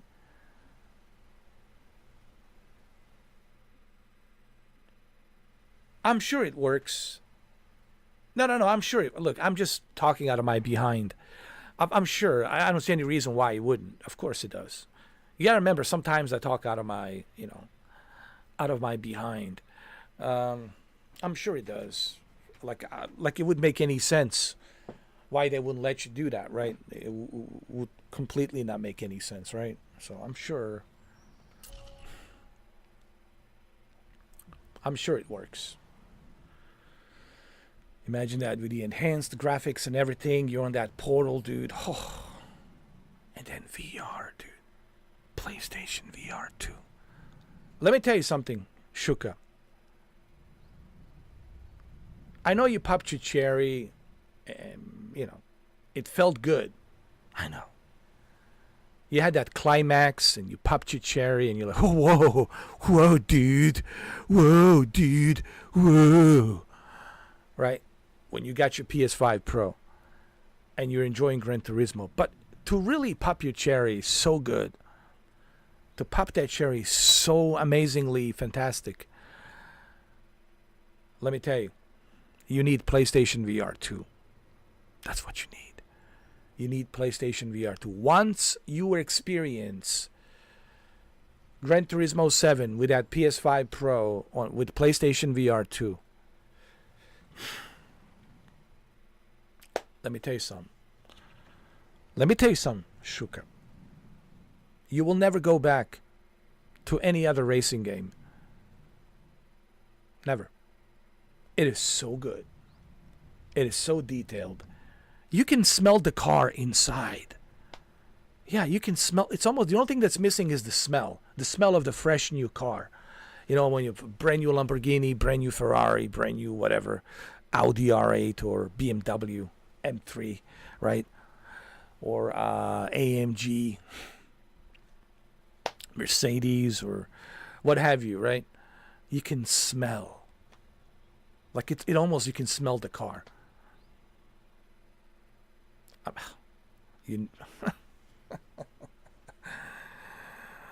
Oh yeah, it's coming.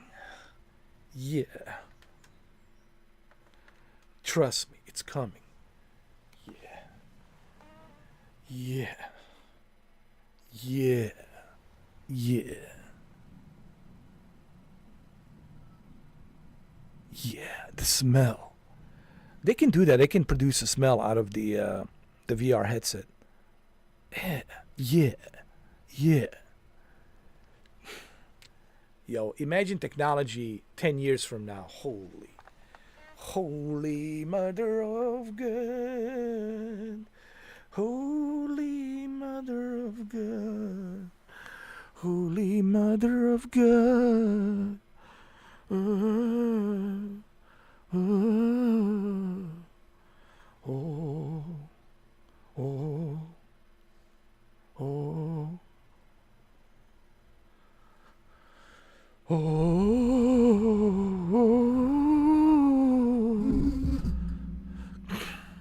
That's my Baba Yaga song. That sounds like a song from 1930s. Oh, oh.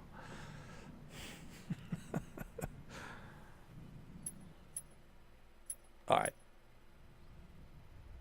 Let's continue. What is this? Cayush Trials. Mercedes Hot Lap.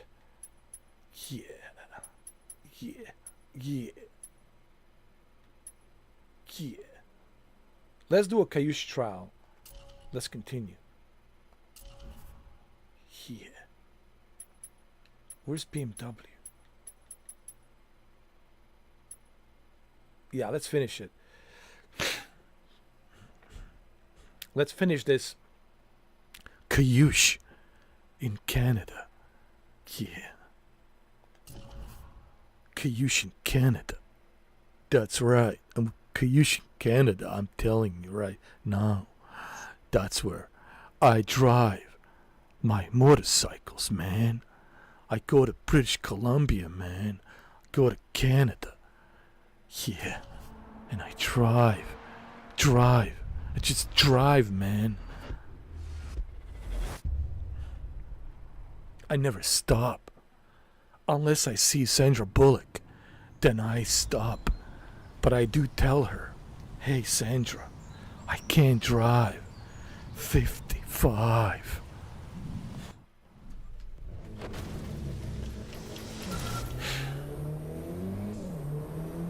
I want to beat my record again. Come on. Let's go. Let's go.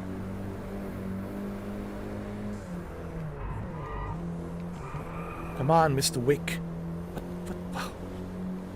What is this? Is this Tom Cruise driving? You know, why is Tom Cruise always running? He's just running and running and running. Like in that new trailer. He's always running, dude. Running since 1995, Mission Impossible. It's been running. It's been running for 30 years. Maybe longer. And at the end he says, I need you to trust me. One last time. Yeah, Tom. How many times you said that? You keep on running, dude. I think Tom Cruise and John Wick are kind of similar because they're just running, dude. Just running. Just running. The only difference is Tom Cruise is really fast. John Wick is not that fast. He's kind of like sloppy the way he runs, you know. He's always hurt. He's limping too much. Think about John. He's falling down the stairs and he's limping. But Tom, he's just running, man. He's super fast. Just running.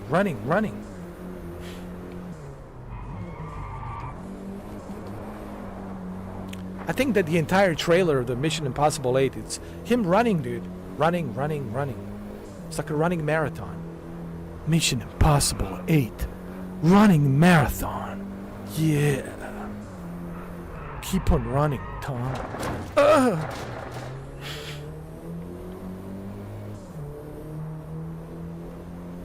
It's just the way he runs, dude. It's just... It's something else. I've seen a bunch of people run, but the way Tom Cruise run, he makes it so, like, so cool. You're like, man, it's cool to run, though. He made running cool. Yeah, Tom Cruise made running cool. Everybody wants to run like Tom Cruise. Just keep on running. I'm telling you, man.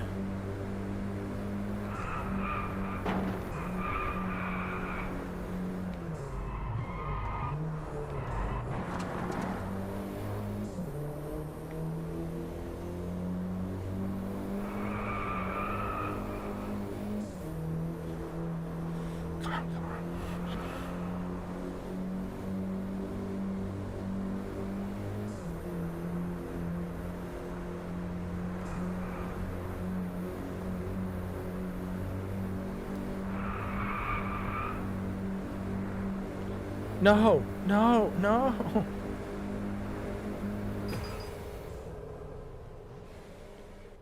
I failed. No.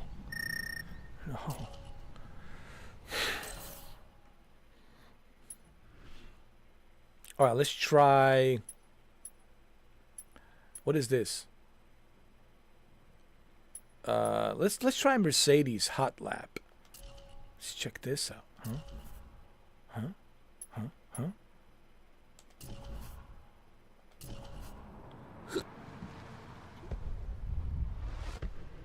Get in the car, man. Let's go, dude.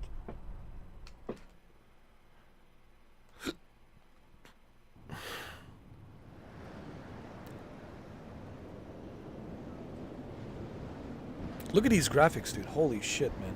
No, I mean, really. Look at this. Look at this, man.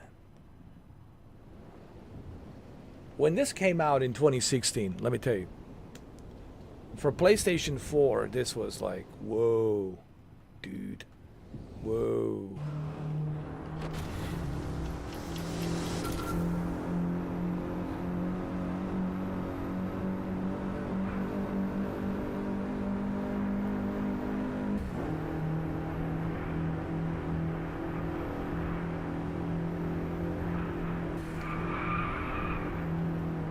Come on.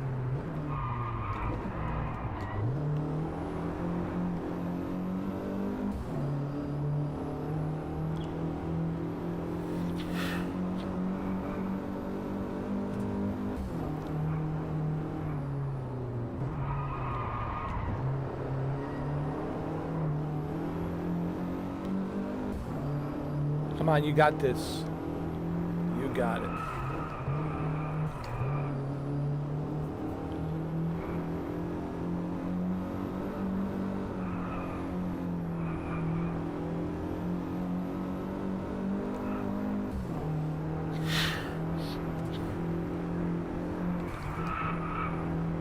Hell yeah.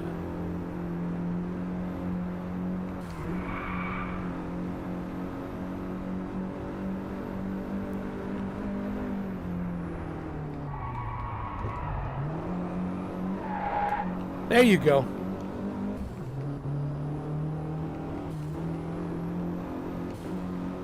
No, this you have to buy. This is unfortunately not on the PlayStation Plus. It's on the store.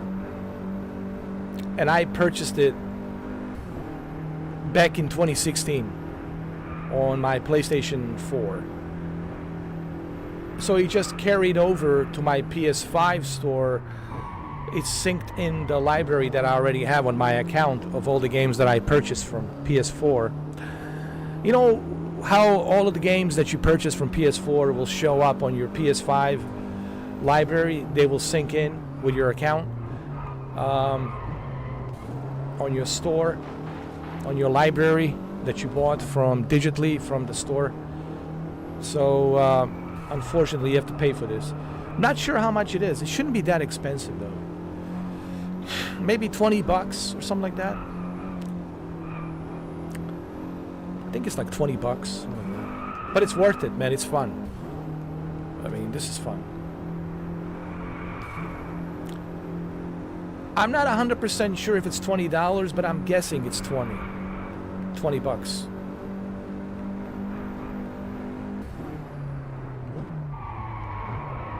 But it's worth it. It's definitely worth it. However, Assetto Corsa Competizione, that's something you should try. Assetto Corsa Competizione is on PlayStation Plus. That's something that I need to play, man. Assetto Corsa Competizione. To drive the Huracan. That Lamborghini Huracan.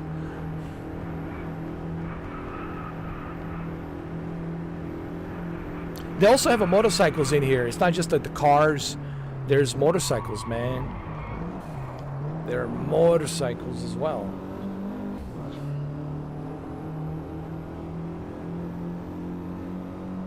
I think we should switch to motorcycles a little bit, huh?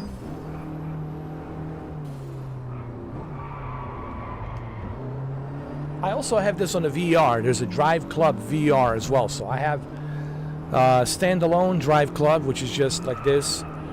And then I have the Driveclub VR, which is just VR. But you need PlayStation VR 1 to play it. Which I also have on my PlayStation 4 Pro.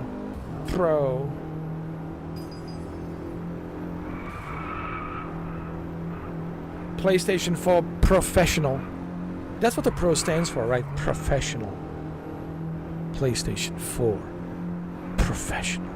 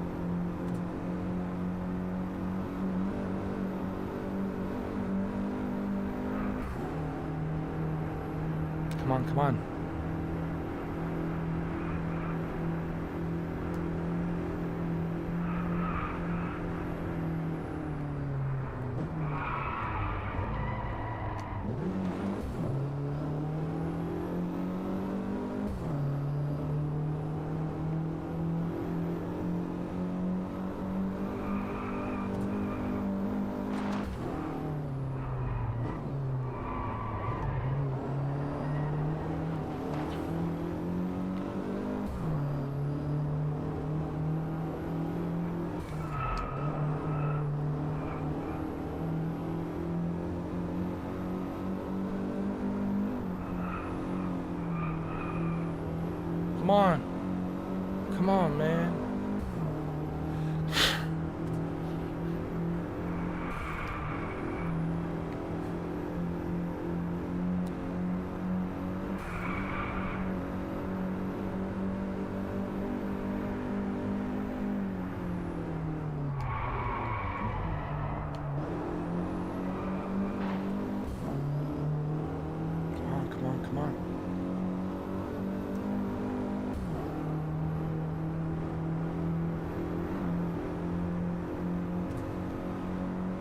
Second place.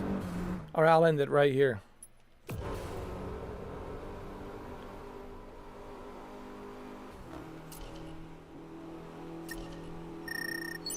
Ooh, leveled up, level 5. And I have a new car. Maserati. I have a Maserati.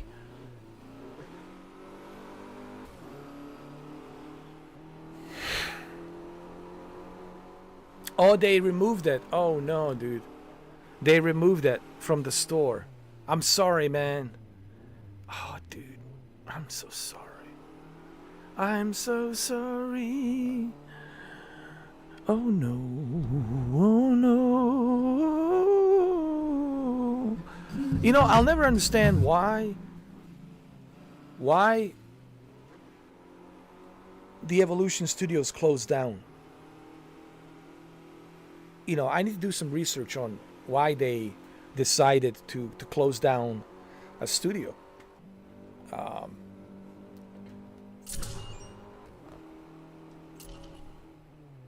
not sure what their reasoning was. For the same reason, I don't understand why Oppo has also decided to discontinue Oppo UDP 203 4K Blu-ray player.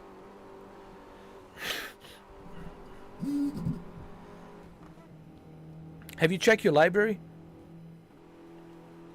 Check your library. Maybe it's in your library. Go to your library.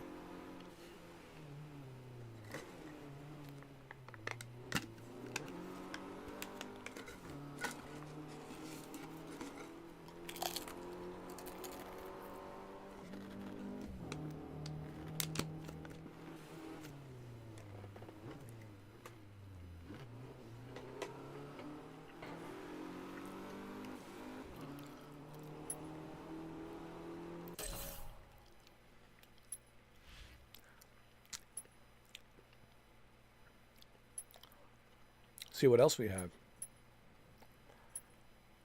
What is this? Norwegian Open.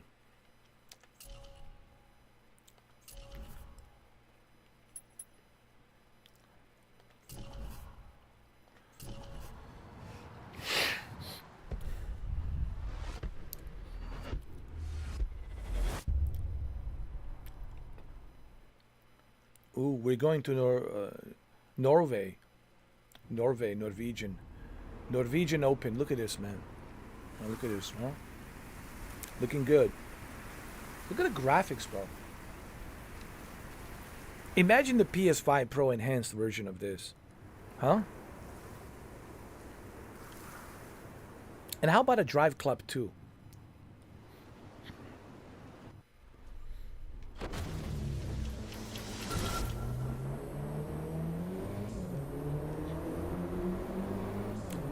You should try this in VR, man. Driveclub VR. Oh, it's so good, man.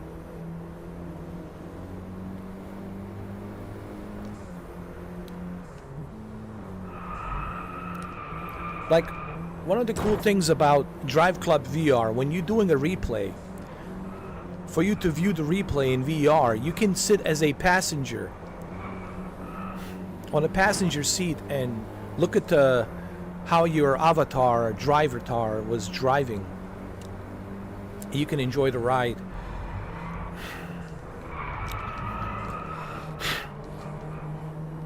Driveclub was awesome, man. Driveclub VR was awesome. Like I said, it's a shame that Evolution Studios decided to close down, and I don't know why. What happened? Like I said, I have to do some research.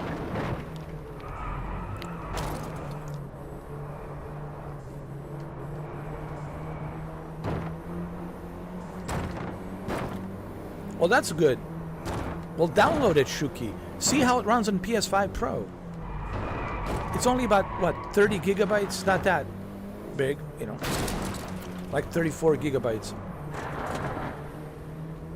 Download it. I think it's worth it. Oh, you will enjoy it, man. I want to see how it runs on the PS5 Pro. Maybe the pisser, the PSSSR, will enhance it to 120 FPS. Imagine that the PSSSR somehow manages to enhance it to 120 FPS. Imagine that. You know that AI is the pisser. You never know, man. That AI has a mind of its own, and you never know. That AI might cook something. The pisser, PSSSR, might cook something, and it might cook it to run 120 FPS.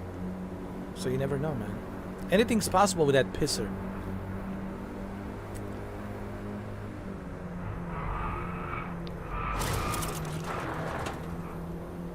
I know, it would be nice, but, you know, obviously that will not happen because developers has to be the one to do that. I'm just joking, of course. I'm just joking. I know developers has to be the one to do it.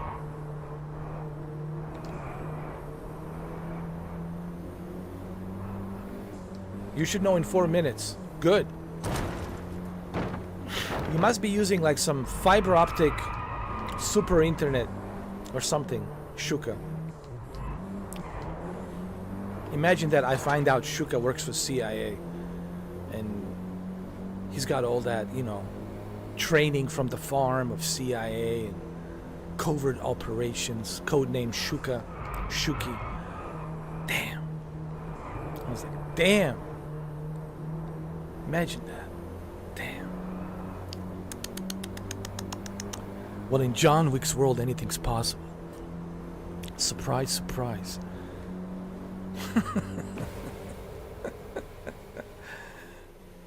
2 gigs Comcast. Nice. Nice, man. Hell yeah. Hell yeah. How much you paying for that, if you don't ask me? I mean, if you don't mind me asking. If it's okay. If you don't mind answering. If you don't mind answering. How much are you paying for 2 gigs? Man. Hey, man. Hey, man. How much you paying for 2 gigs, man? Hey, man. How much you paying for 2 gigs, man? Yeah, man. Come on, man. Spilled the beans, man. Come on, man.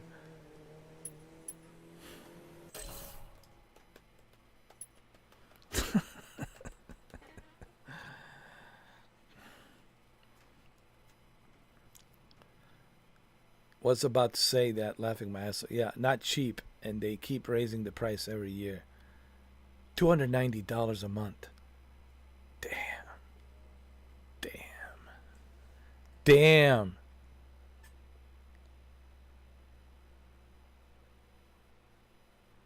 Oh, because it comes with a TV package deal shit. Well, that's how they get you. You have to take the package deal. Damn, man. Damn. Whoa, dude. Whoa. Oh, man. That's how they get you, bro. It's the package deal. They want you to get in the package deal. Yeah. Bend over. Bend over for a package deal. Yeah. They're all like a bunch of mistresses, dominatrixes. Yeah, what's with all this dominatrix shit, man? Everywhere you look around, just dominatrix this, mistress that. What is this? Like the rise of the dominatrixes and mistresses everywhere now? Damn, man. Did I fall asleep in the cave for like 30 years?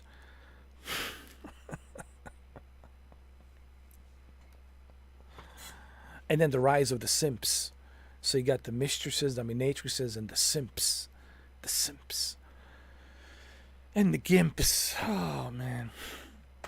Telling you, man. The rise of dominatrices, findoms, and the simps.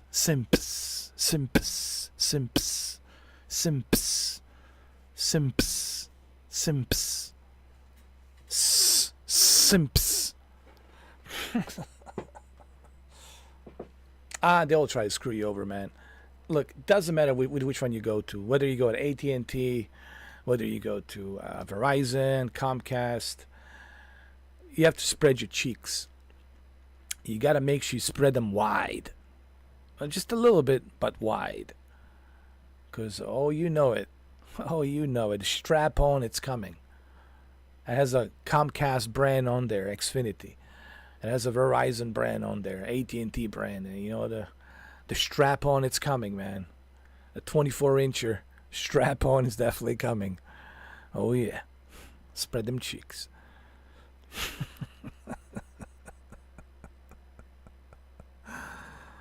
Yo, man. I don't know how people live, dude, these days. You got to be making like 9 figures, 12 figures. I don't know. Like you got to be like filthy rich. No, really. You got to be like filthy rich. I don't know. You got to be filthy rich, or you're just doing something filthy rich under the table, something filthy rich shit, man. You're keeping it down on the low. You're doing some filthy rich shit, man. Some filthy rich under the table. Under the table. The filthy rich bastards pulling them Benjamins under the table. Under the table. Under the table. Yeah, man, makes me wonder about some people, dude. Like I said, I don't know everybody here personally, but makes me wonder, man. Like how the fuck do you afford that? How the fuck do you buy all that shit, man?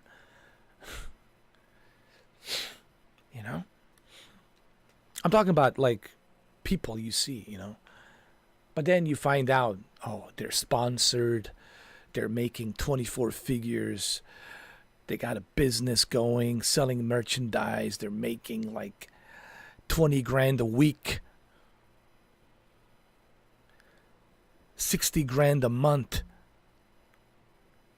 No, 80 grand a month. Imagine that, making 80 grand a month. Think about that. Imagine that, making 80 grand a month. 80 grand. Dude, there's chicks out there sitting in front of a camera. Multiple webcams, and, OnlyFans and Cash Apps and what have you. Pulling in 80 G's a month. And that's on a bad month. On a good month, it's like 120 G's. Imagine that, pulling 80 to 120 G's. That's 80 grand to 120 grand a month. They're millionaires, dude. All they do is just sit at home and get a webcam camera and just spread that pussy open. That's it. Jesus H. Christ, man.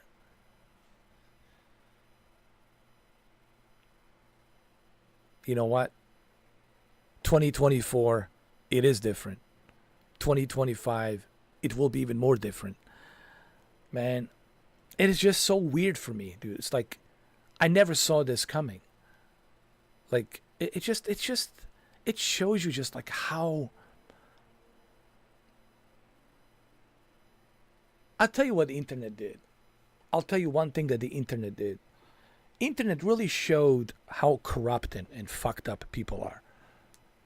Like they're sitting there watching some chick out there and they're wasting $600 a day just watching some chick that doesn't give a shit about them at all.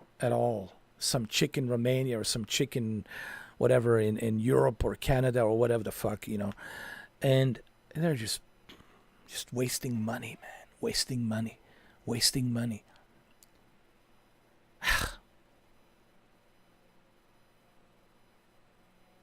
Damn. Well, it's not just the webcams. You got, of course, Twitch. You got YouTube. I mean, people dropping in $200, $300, $500, $600, $800, $1,200, man, on these super chats, right?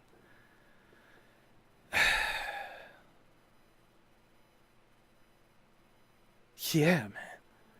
It's just all weird to me, dude. It's like a new territory for me. It's super unknown. It's like the Soundgarden song, super unknown. Everything feels super unknown to me. It's just so weird, dude. Weird. You really think about it, man. Like, what the fuck happened? I know what happened. Internet happened. That's what happened, dude. You know? You got 8.4 billion people on this planet, and you give them these tools like internet, and you will find out how corrupted they really are. You'll find out all their deepest secrets and just how up here they are. Woohoo! Woohoo! Woohoo! Woohoo! Woohoo! Woohoo! Yeah. Internet has exposed everybody. Just how fucked up we are, man. Anyway, the guilty pleasures that we have, all the sick, twisted shit we have in our mind, it exposed the whole population. Yeah, that's what internet did. It exposed the entire population, just how fucked up we are. How fucked up we are. And our dirty secrets. Yeah. But anyway, it is what it is. This is how it is, you know. This is the new age. This is the way it is. You know, there's two choices you got right now. A, you accept it and live like this and accept it for what it is, or live off the grid. Both challenges are challenging. One is to the extreme where you have to deal with the wildlife, the Sasquatches, the grizzly bears, everything wants to eat you over there at night in the forest. And then how do you survive? How do you, you know, stay warm? It's a lot of work. It's hard. You got to learn how to hunt. You got to learn how to skin an animal. You got to learn how to cook. You gotta be working 24/7. So it's very tough, right? Are you up for it in these harsh, cold temperature conditions coming up in December and January and February? Cold, harsh winter. So that's the one option. And there's another option, which is just accept it for what it is, and this is the way it is, and that's it. Just accept it. So you don't have two choices. Either A, accept it, or live off the grid. That's it. You only got two choices. Anyway, let's continue.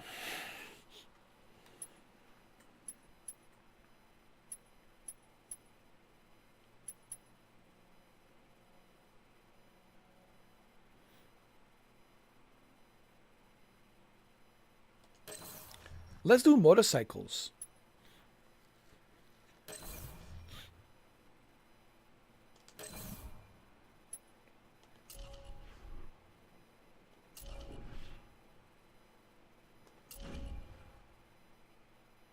All right, let's go.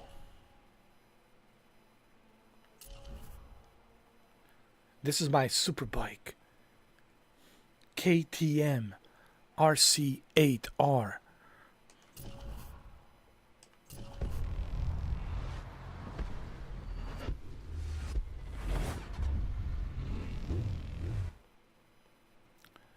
Yeah, but there's a humidity, there's a, you know, there's...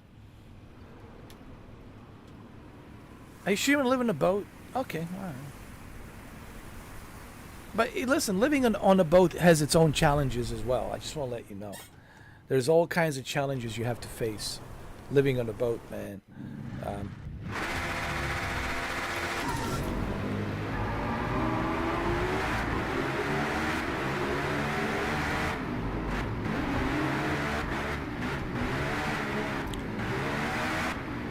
But hey, if that's what you want, Shuki, I mean, go ahead, brother. Give it a try.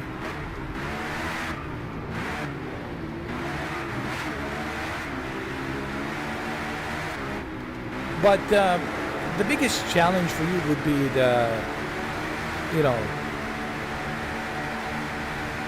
worrying about somebody trying to rob you and people bothering you, and you know, there's all kinds of crazy shit going on down here. You know, Miami is not exactly a safe place. There's a lot of crime, a lot of gangs, a lot of drug dealers, a lot of all kinds of shit down here. Homeless people and drug users, abusers, all kinds of shit, man. All kinds of knuckleheads, all kinds of crazy motherfuckers that you have to worry about. So there's that too. And then you got the weather, right? hurricanes, stormy weather, you have to deal with that, will damage your boat. Then you have to fix your boat and it costs money. And then there's the inspection, where you get constantly pulled over by police to check your boat to make sure you got all the necessary things as a captain. You have to have those life vests, in case your boat sinks or something. So you have to have all these things and whatnot. There's a certain checklist you have to go through, inspection. So he does have his challenges. It's not like as simple as like Sonny Crockett from Miami Vice living with a alligator, on a boat. It's a little bit more difficult than Don Johnson in Miami Vice, No, they make everything seem easy in the movies and TV shows, but in real life it's a little bit more difficult. I mean, even living in a van, it's a challenge. I've seen people try to live in a van. That's a challenge. It's all a challenge, dude. Where do you take a shower? Well, you need a gym membership, or you have to look for some free trials on the membership or something. Take the advantage of the free trial on the membership to take a shower or whatever. Get the cheapest membership so you can take a shower in a gym, whatever. Take a shit in the gym, and you have to think about that, and then I mean, I'm not saying that it's not. Yeah, anything's possible, dude. All right, you could live anywhere. I'm not saying that it's not possible, and anything is possible, but there are challenges, dude. Everything has this challenge. This is what people forget. It all seems nice when you think about it, but then when you start actually living it, like, oh shit, man, this is much harder than I thought. There's so much shit I got to do here.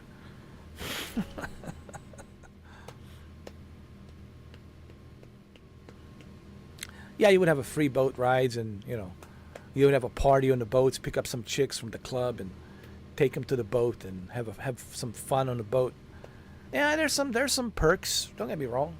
There's definitely perks of having a boat. I'm not saying that there isn't. Sure, but then there's this other side you have to think about as well. But hey, give it a try, man. You never know. And if it doesn't work out, listen. If it doesn't work out, you can always sell the boat. You can just sell the boat, or you can sail the boat all the way to Philadelphia, and just sell it when you get to Philadelphia. Sell the boat, and go back to Pittsburgh, Pennsylvania, and that's it. Go back to the cold. There's that option, if it doesn't work out. The boat would sink with a test drive. Hey, don't bring the test drive with you, man. That's cursed. Test drive, it's cursed, man. That it's a cursed game. I'll say it here. Test drive limited. Test drive limited. Solar. Crown. It's cursed. Very cursed game.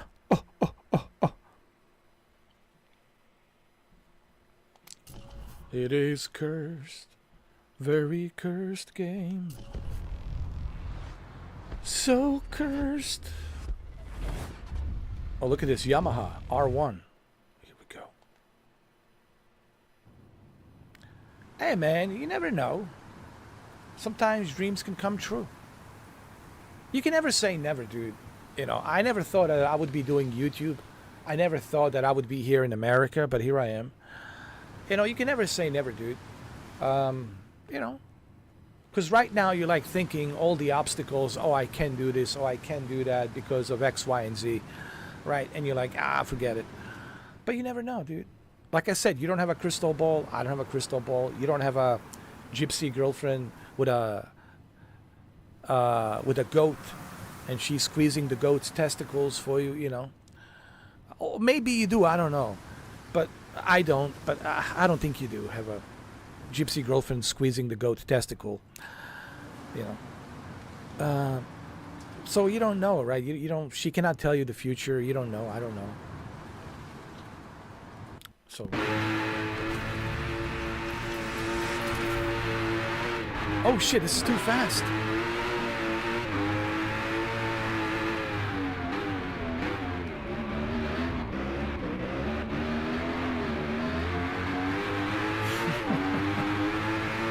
Oh man, you gotta watch out for them gypsies, chicks, man. You gotta watch out, man. They can be vicious. Oh, dude. Forget about squeezing the goat testicles. If you piss them off, they might cut off your testicles and play Yahtzee. I mean, you gotta be careful, man. Gotta be careful, man. Looks can be deceiving, my friend. Hold on. Looks can be very deceiving, my friend. There's some real witches out there. Real witchcrafts. And you know, gypsies are definitely into the whole witchcraft thing, you know.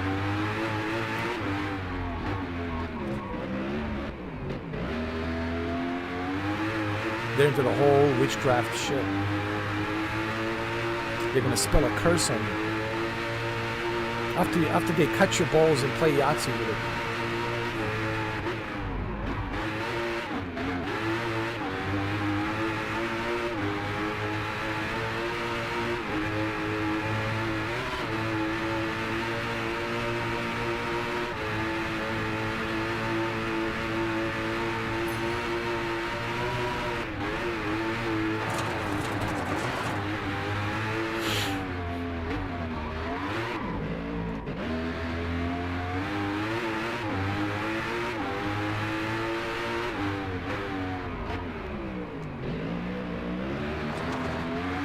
Come on, come on.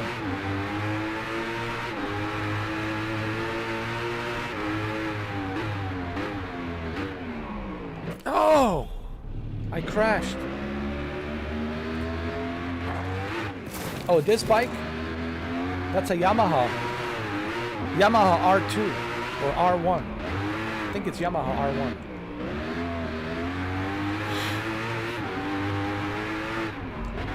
Do they have a Yamaha R2? I don't know. Do they? Or it's just R1?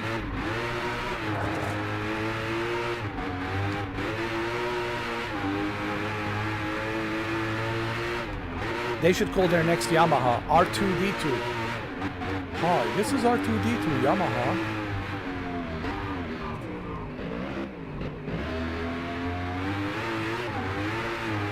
Welcome to Yamaha R2D2.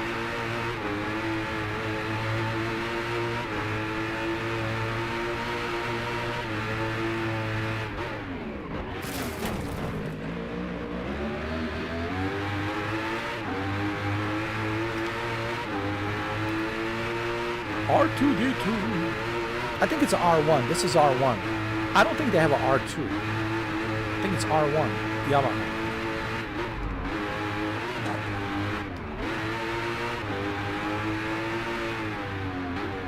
Maybe there is an R2. I don't know. Like I said, I'm not into bikes too much. But I'm familiar with the Yamaha R1 and Kawasaki Ninja and Ducati. But I don't know, maybe you guys can leave a comment down below. Is there a Yamaha R2 or is just Yamaha R1?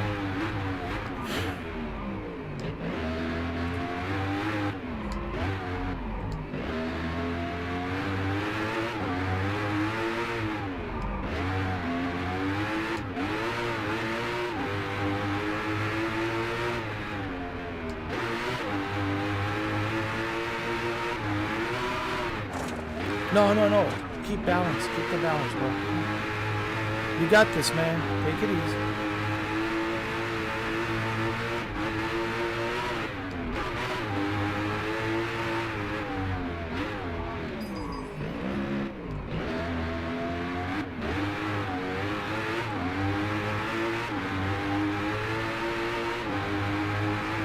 Oh, they do have a Yamaha. Oh shit, I didn't know that. Oh, they do have a R2. Holy shit. Well, see, I know about the bikes, even though I'm not a big bike fan, but still, somehow I know.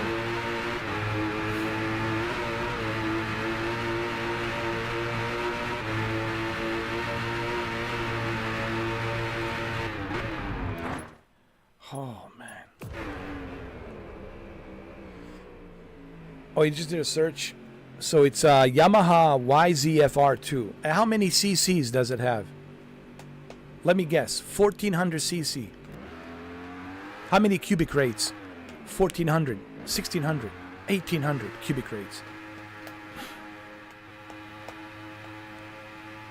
It goes all the way up to R9. Holy shit. Fuck. I think the R9 is like 2400 cc. Imagine that. Imagine 2400 cc. Holy shit, man. That's like a Tomahawk rocket. That's like a Tomahawk rocket, dude. That's like a missile. Damn, man. You don't need brakes for that. You just need like a parachute to stop that bike.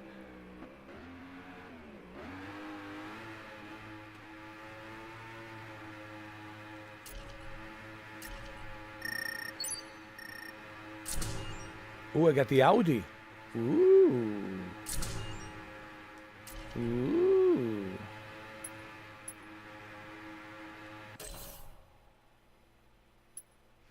What? R2 it's only 199 cc cubic rates.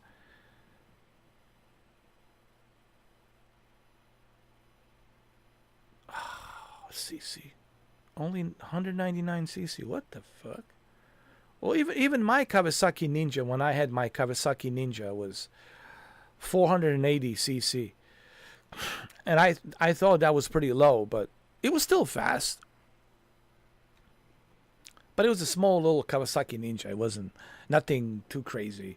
Back in 1998 or was it 1999 when I had one, I had to sell it because I've been falling from that bike way too many times. It was getting too dangerous. I was like, fuck it. I had to sell it, you know. Oh no, I used the F word. Oh my God. I think you can get away with one F word. I think YouTube allows just one. It's already been 2 hours and 30 minutes. After 2 hours and 30 minutes, I can get away with one F word. Right? Yeah.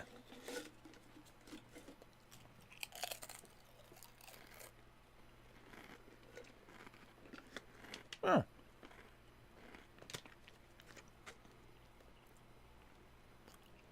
R9, it's 890 cc. What the hell?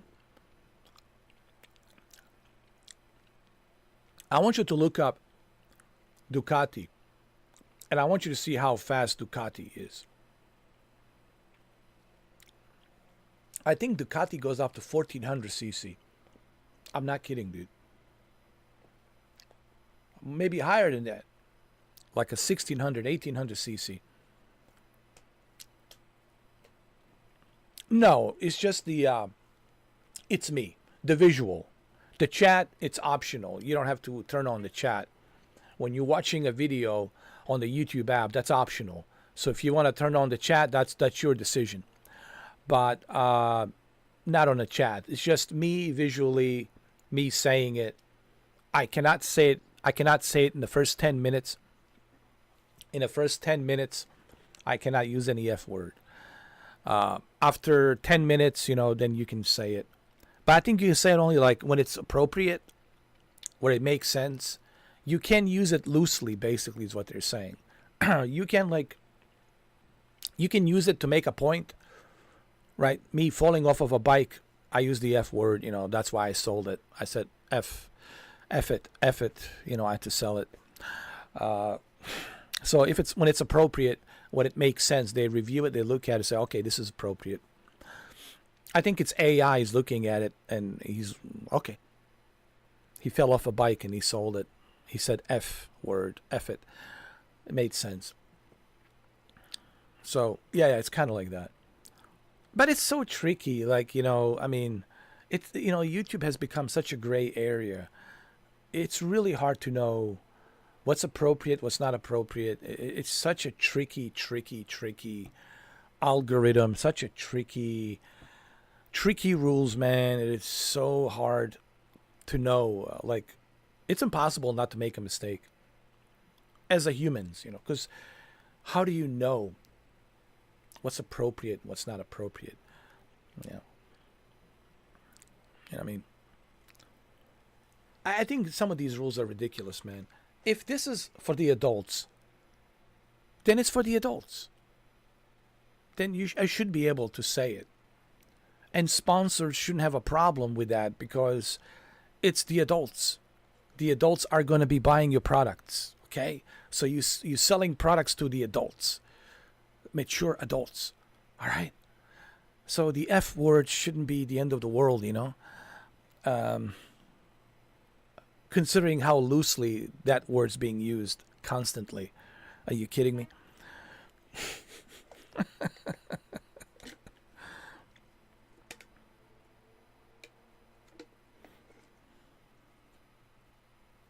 Street Fighter V4 Lamborghini, 68,000. Wow. Holy shit.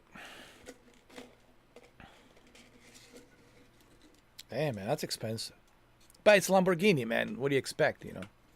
Anything Lamborghini will cost money.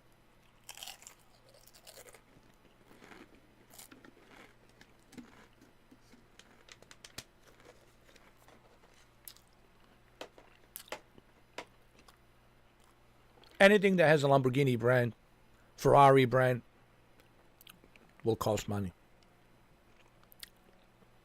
That's pretty fast, man. Imagine going 217 miles per hour on that motorcycle. It's scary. Scary.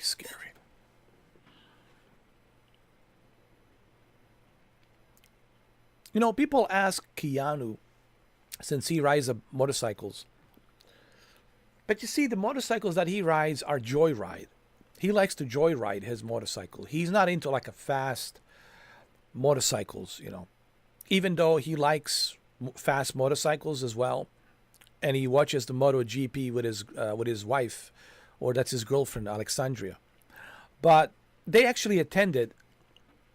They went to Germany, both him and his girlfriend or wife, Alexandria, and they went to MotoGP.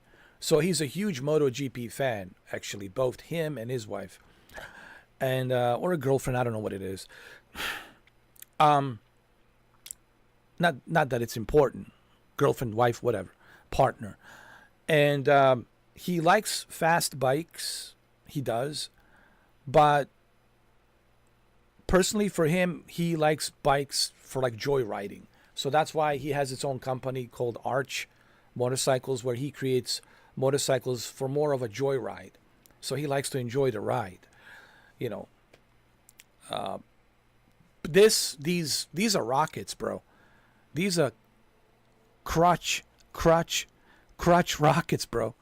You're riding a rocket. You're riding a missile. These things are missiles, bro. You're riding a missile, and you know you got to be careful, dude. If you make one mistake, it's over. That's what's so scary about these super bikes. You know you can't make a mistake, dude. If somebody pulls right in front of you, and you're going super fast, it's over. It's game over, man. It's game over. So you have to be like super careful, dude.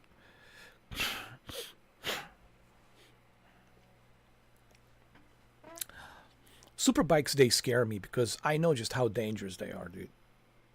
I've seen way too many accidents, way too many fatalities. I've seen some nasty fatalities, bro, going 150, 160, 170 miles an hour, and they're picking up the body parts of the individual, dude. That's how bad it is.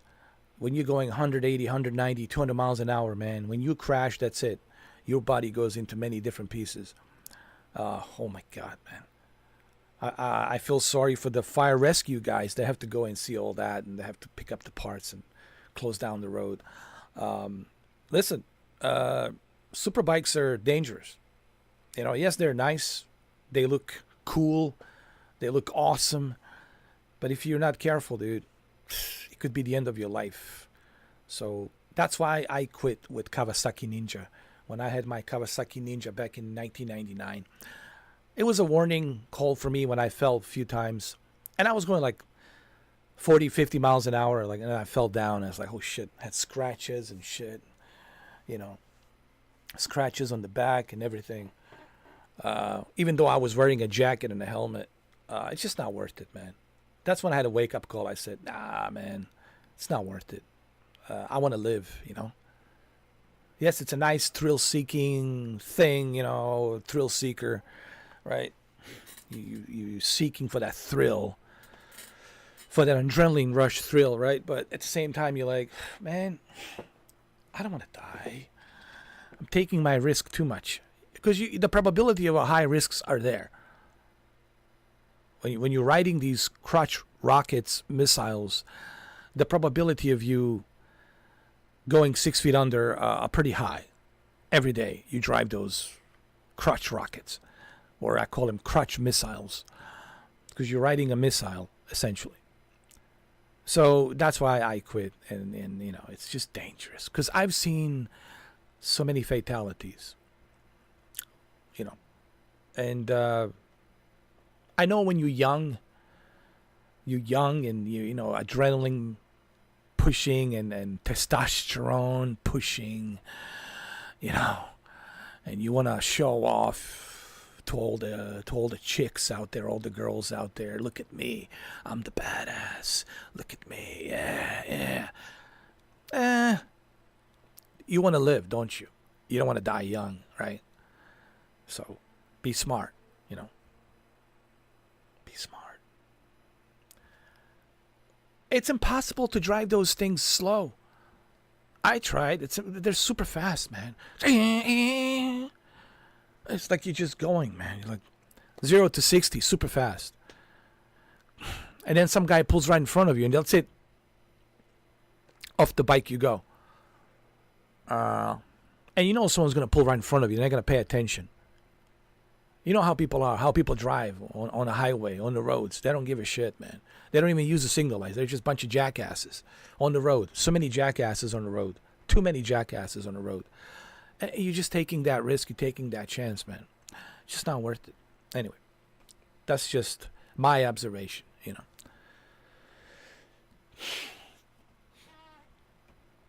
Now, if you live in a desert, like in Nevada or Arizona, okay, maybe, all right. But even there, you got to be careful, man. If you make a mistake, if you are not paying attention, they call it a split second. All it has to do, it takes split second. And that's it, you're done. It flashes right before your eyes. Split second, and you're gone. You're done. Rest in peace. So you always have that risk. There's a high probability of risk when you're on the motorcycle versus when you're inside a car. Inside a car, at least you have a chance of survival. At least you have some kind of a chance of survival. All right. You might be handicapped. You might not be able to walk, right? Paralyzed. But at least you'll survive. You'll live again. So you'll live again to tell the story, to drive carefully, right? But with a motorcycle, the high probability is always there. High probability, it's always there, my friend. It's always there. The risk, it's always there. It's always at the all-time high, 100%. And I'm speaking this from experience, I'm just not like speaking this from like, from like talking out of my behind. When I was younger, I was different. I was stupid, I thought, I wanted to fit in with all the other bikers, and I wanted to be a cool guy, and look at me. I got this new helmet, man. I got this new jacket. Look at me, bro. Yeah, you want to do a wheelie, bro? Let me show you my wheelie. And all that, whatever. But those days are over, man. I'm old. I'm old now, and as an old geezer, I'm telling you, for this younger generation, for those of you who are in your 20s, I get it, man. You know, your hormones are raging. I get it. I know you want to show off. I get it. You're young. I get it. But think about your life, man. You know. You know how dangerous it is. You know how the roads are dangerous out there as it is. And motorcycles are high probability of you, you know, losing control. And when you lose the control and you're going at 80, 90, 100 miles an hour, when you hit that pavement,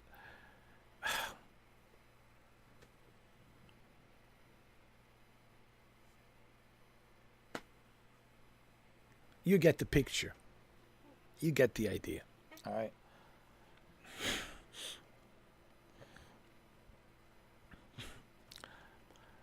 I mean, sure, when you're in the car, there's no guarantees. Of course, there's no guarantees anywhere. There's always a risk. Everything you do in life, it's a risk, you know.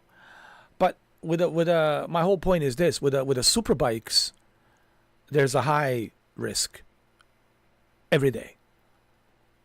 You know, that's my whole point. My whole point is with a super bike, you're taking that risk to 100% every single time, every day.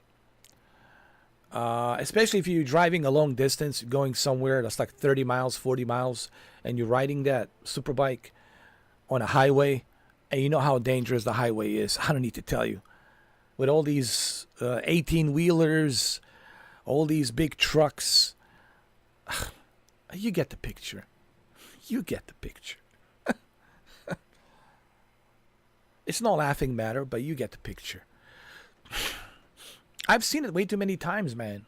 Shuka. I've seen it. You know, I've seen it way too many times. And, you know, so super bikes, they scare the shit out of me. All right, that's it. I used the S word. But it was appropriate to use the S word because they do scare, you know, the S out of me. They scare the S out of me. They really do. People ask me, what am I afraid of? I'm afraid of super bikes, dude. I really am. Well, now you know my fear. My fear is super bikes. I'm just afraid because I experience it. I know, like how dangerous these things are, man. You know, it is so true. Everything in life, it's based on experience, Shuka.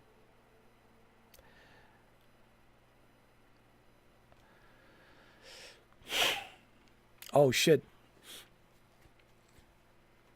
You got messed up pretty good going down a hill because I was stupid in 2014. Flip over the handlebars 12 feet, landed on my face, and you learned your pros and cons on my dirt bikes and ATVs. Well, yeah, same thing. Yeah.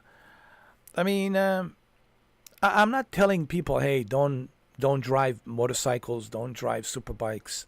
I'm simply keeping people aware of the risks that are involved when it comes to these vehicles.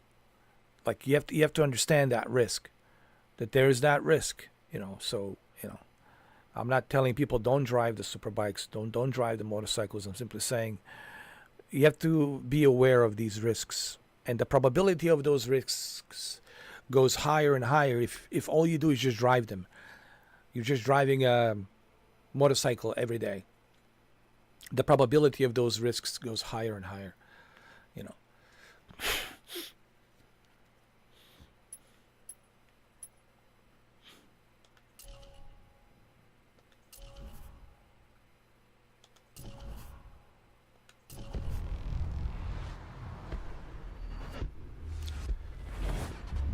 Well, you know what? It's growing. You know, I was talking to somebody yesterday, an old man. He's like in his 70s, and he's a former Marine. And he says he learned so much about life in his 70 years now. And he said, I thought I knew it all. I thought I learned everything. And he says, you learn every day, man. You never stop learning, he says. But it all comes down, that's what he told me. A very intelligent, great guy, smart guy. He's a veteran. You know, he was in the Marines, and I thanked him for his service. But he told me, "You learn every day. Like you learn as long as you live." You know, it's funny. I said to him, "Well, that's something that I've been telling people. You learn as long as you live." And it's so nice to meet someone, this elderly gentleman who's 70 years old, a former Marine, which I thanked him for his service. He has the same mindset as I do, where he told me the same thing, like you learn as long as you live. But you learn through experience. So everything that you learn in life is you learn through experience. Life, it's experience. You know, it's not something you can teach people, you can teach younger people, you know. It's something they have to experience on their own. Everything you do in life, it's based on experience, man. It's all experience. And it is so true. So when I met this gentleman the other day, I had a really nice conversation with him, and it's so true. You'll learn every day. I'm learning every day about myself, about the world, about the people, about the relationships, about women, about so many things. You learn about life in general every day. As you grow and you live and you evolve and you learn from others, from meeting other people and talking to other people. So you're always learning every day. You never stop learning. As long as you live, you learn.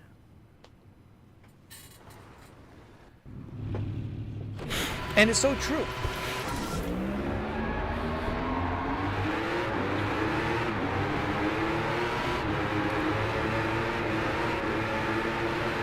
And I think maybe that's the whole point of life.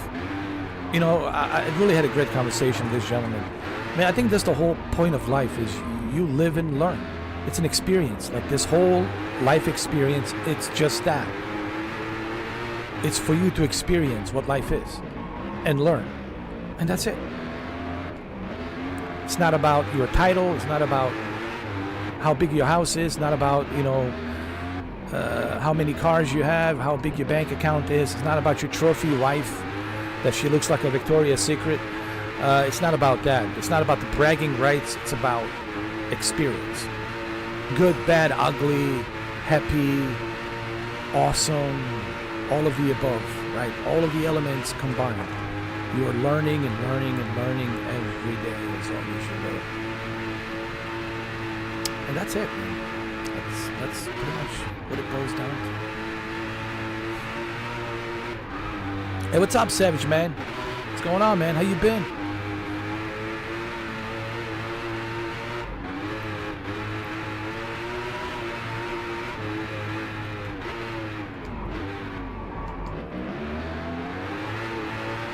So it was a really nice conversation, man, that I had with this gentleman yesterday.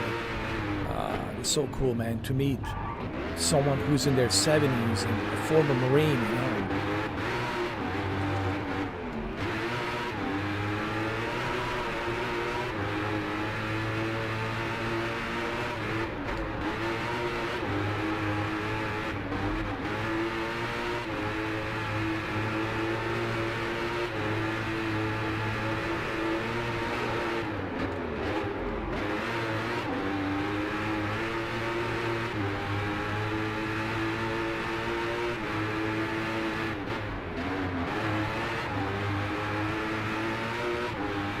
I think this is in Canada, I believe.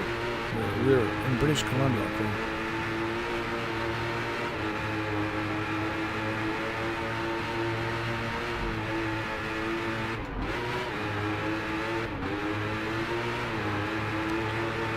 Come on, come on, come on.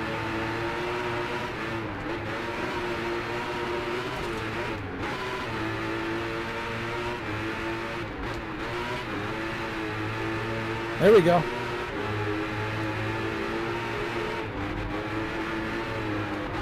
Nice takeover right there.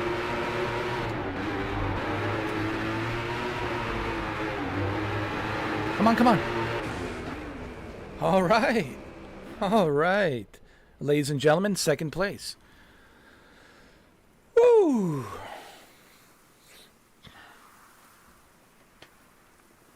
Well, that's right, Shuki. You should always know your limits, man. You should always know what you can and can't do. Uh, but you should always try everything at least once to see if you can do it. Like, I tried skydiving once and I said, no more. It's not for me. I did skydiving only once and I said, that's it. This is not for me.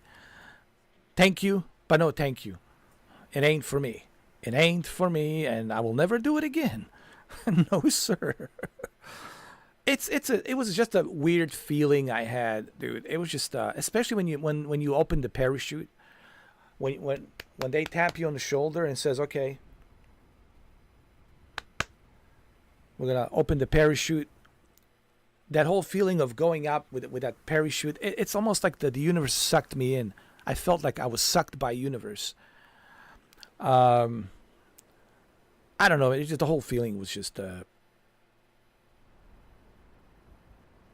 It wasn't for me. My friends, they enjoyed it, but I didn't enjoy it. And I said to myself, well, skydiving is not for me. I'm never going to do this ever again. No, thank you, sir. I'm happy that I landed. Actually, we did land. I was attached to this chick, a really hot, good-looking chick. But I did kind of, the way I landed, the way I hit the ground, I didn't do it properly, and I kind of I think I messed up my leg, dude. And even to this day, it's still kind of, my leg, my knee is kind of messed up because of that impact, the way I landed so crookedly, you know.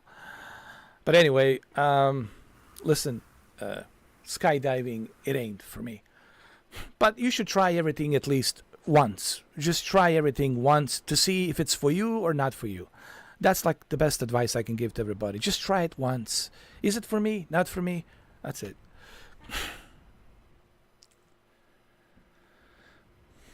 Oh, nice. You watching the stream while cleaning your house. Got family coming for holidays. Well, that's awesome, man. That's great to hear. Savage, man. I know Thanksgiving is just around the corner, right? We got Thanksgiving coming up. Nice, man. Same with the skateboards. Yeah, I tried the skateboards, man. I couldn't skate. Can I be honest? I tried the skateboard. I suck, dude. I'm sorry to say it, but I suck. I'm terrible at skateboards, bro. How many times I've fallen on my ass and hit the back of my head. No. I ain't doing it. There's certain things that are not for me. Skydiving, not for me. Skateboard, not for me. Motorcycles, not for me. Deep diving, not for me. I don't like it because I get very claustrophobic when you're in the ocean. Not for me. Not for me. And I get disoriented. I don't know where we are. Like, am I seeing something in the distance? Or what it is? Is it a dolphin? What is it? Is it a shark? Not for me. And the pressure in my ears after, you surface up, the pressure in your ears and you can't even hear on one ear. Not for me. I'm sorry. There's certain things that are just not for me, guys. I was built differently. And that's okay. Not everything's for everyone, So, to your point, Shuki, what you just said is true. You got to know your limits.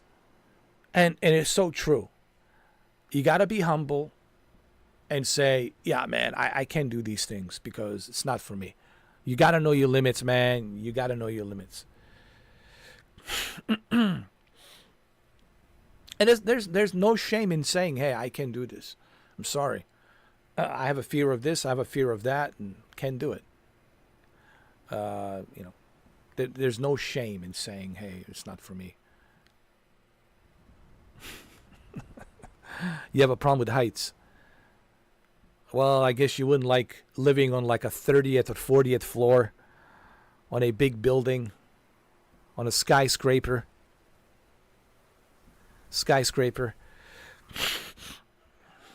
Imagine living on the 50th floor. Hey, Shuki, we're on the 50th floor. Come on over to the balcony. Come on over, Shuki. Get a little bit closer to the balcony over there. Yeah, right there. Let's have a drink, man. Get really close to the balcony here.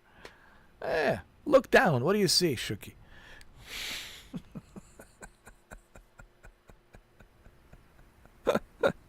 What do you see, Shuki?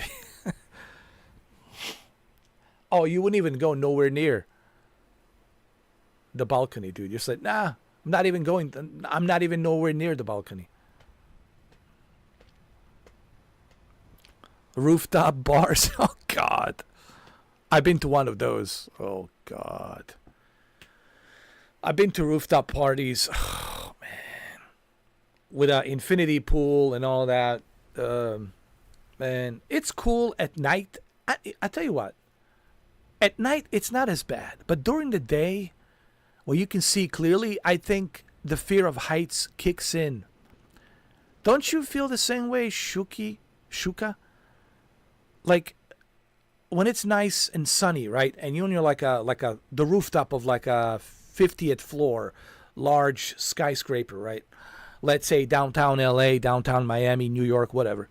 Chicago, right? Chicago has a lot of skyscrapers, right? Imagine being on the rooftop of a Sears Tower, right? Holy shit, right? Yeah, imagine being on the rooftop of a Sears Tower. And let's say you're on top of the Sears Tower, the rooftop of the Sears Tower, and it's nice and sunny. It's clear skies. Then you'll get very, very nauseous, right? It's better at night, but during the day, it's like, woo. Yeah, at night, it's kind of different. You know, it has a different vibe. But during the day, it's like, woo. During the day, forget it, bro.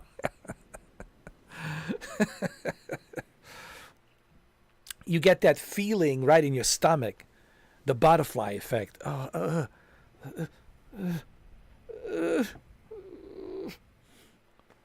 You get that butterfly effect, right?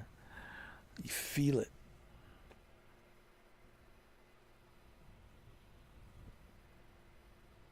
Yeah.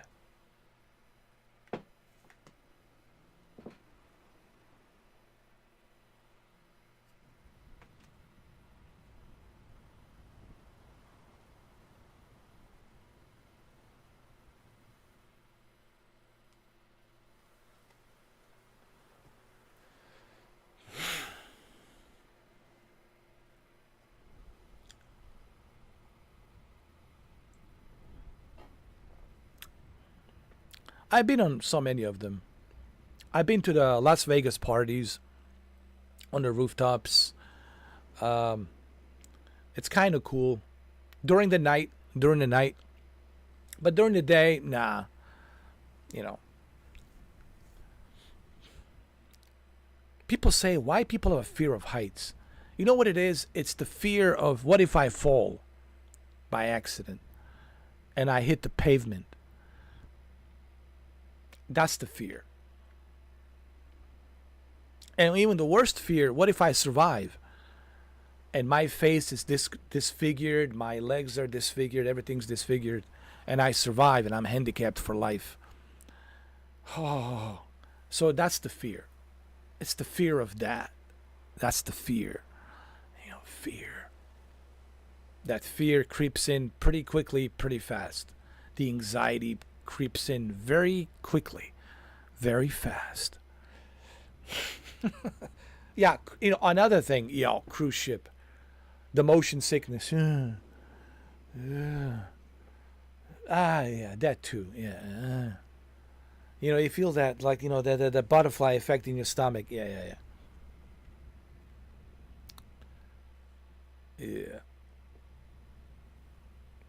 And then here's the biggest phobia. I told you this, guys, didn't I? When I was little, when I was growing up, all the way.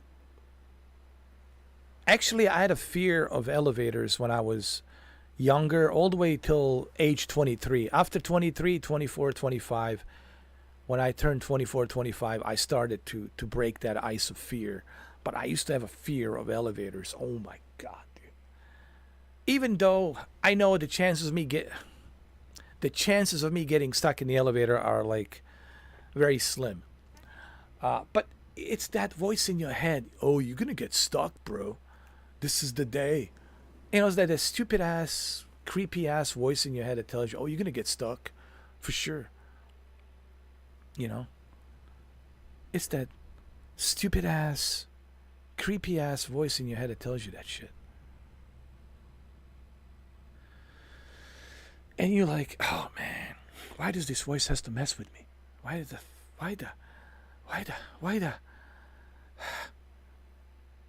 this mother father voice, this mother father voice has to tell me this. The elevator, yeah. All right, so right now we use some profanity. After 3 hours, I use the F word and the S word. So 3 times we use this word. Is it okay, YouTube? After 3 hours, I think it's okay after 3 hours. I mean, but I use it appropriately where it was needed after 3 hours. So please do not demonetize me. Please. I used it. Tell your AI to review this and tell your AI maybe you should have a human review this. I used it 3 times where it was appropriate, and it was at the 3 hours. Okay? 3 hours timeline. So I think we're okay. Yeah, I mean, these rules now that YouTube has, man, you got to be careful. You got to be careful, man. It's because you got to be careful what you say. I'm telling you right now, man. It's so ridiculous. It really is. Because you're kind of limited.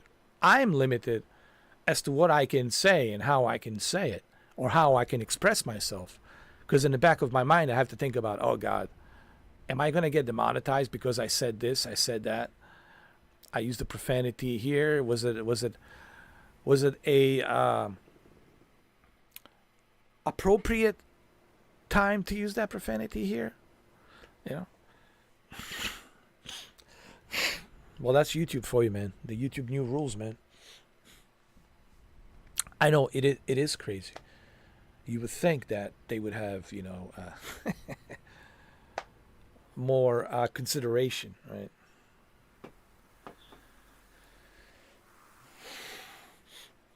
I mean, they do have a certain consideration on when it comes to these words, but believe me, I've been demonetized for less. I've been demonetized for less, dude. And my channel has been striked because of digital nipple in 720p. And you can't even tell what it is, honestly. It's like a ghostly nipple that shows up. And the video is still up. Hello? The video is still up and it's monetized. So why was I striked to begin with? Like, it just doesn't add up, man. That whole thing that happened to me in March. Was it March? April? It was either March, April, May. I don't know. I think it was May. I think it was beginning of May. And I was banned for like 7 days, dude. I couldn't access my YouTube. I couldn't upload anything for 7 days. And then I had to switch over to Twitter, and I was playing Grand Theft Auto 4. So, yeah, man, the rules are very strict. No joke, man. No joke. YouTube has changed. The policies and their rules are very, very, very strict. 100% strict. You had that happen on your main YouTube channel when you uploaded Gran Turismo 5 videos, got a warning. And why? It's Gran Turismo, man. You're racing cars. Like, what's the problem, right? What's the issue? I mean, it's just the cars.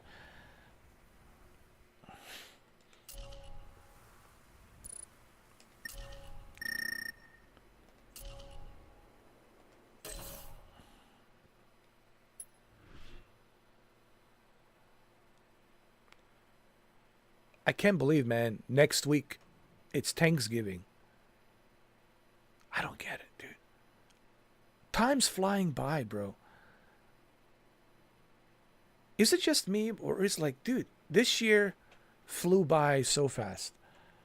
Like, here we are, man. Thanksgiving next week, and then December. We have 1 month left, and it's 2025, January. Wow. 2025, January. A month from now. It's crazy.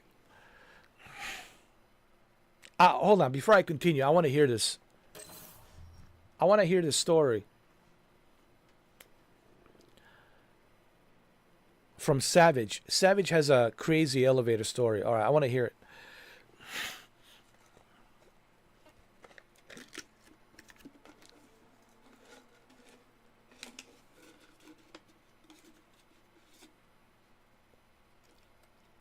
I got my chips ready.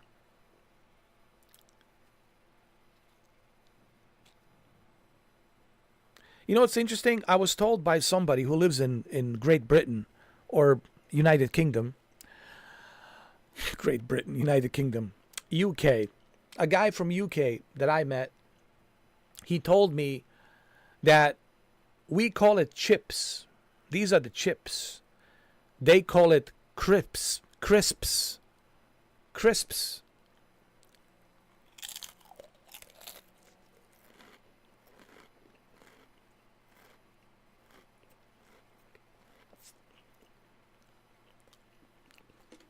That's what I was told. We call it chips. They call it crisps.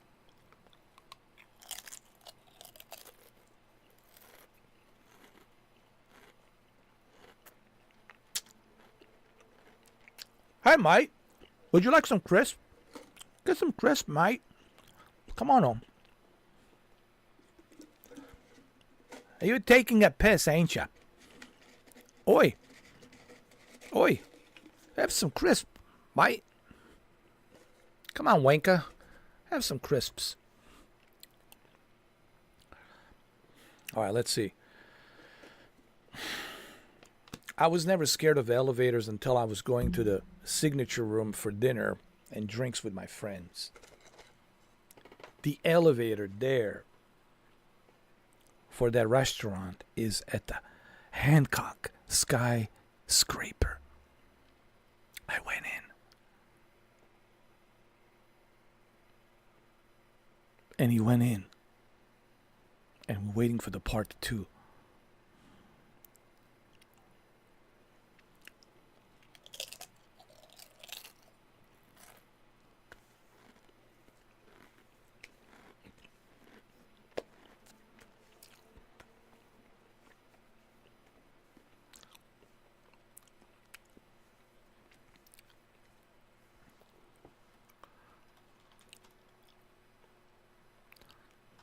He's typing right now, so we gotta wait.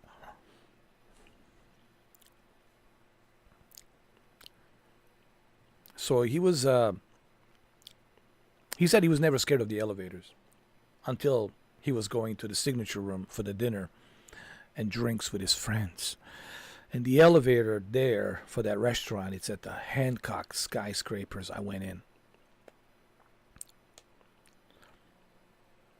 But was there something specifically about that elevator that scared you? Maybe the way it looked or the way it was designed. That was unsettling. It gives you that unsettling, creepy feeling. That unsettling, creepy feeling.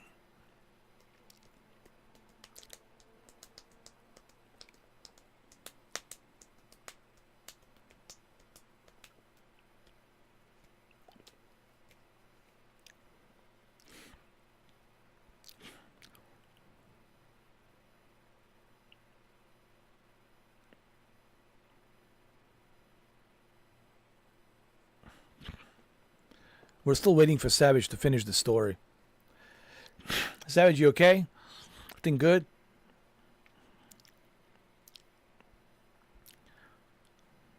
No boogeyman in the elevator? Was there a boogeyman in the elevator? I wonder. This is why you need to ride the elevator with the John Wick.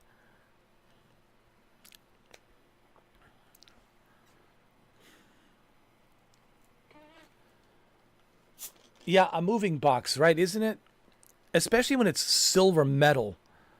A silver metal looking box. Imagine that. Oh, so here we go. Part 2. Here comes the part 2 from Savage. I went in. Oh, we got to read this in John Wick voice.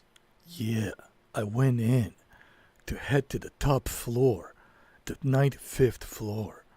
And as I entered the building, one of elevator was out of service, but the second one was in use. So we went in, and once we used it, it wouldn't open. It just wouldn't open. And how long you were stuck there? How long you were stuck there on the 95th floor? For how many minutes? Was it a minute? 10 minutes, 20 minutes, half an hour, an hour? How long were you there? Was there like a service phone where you can call for emergency? Or you can alert security or something?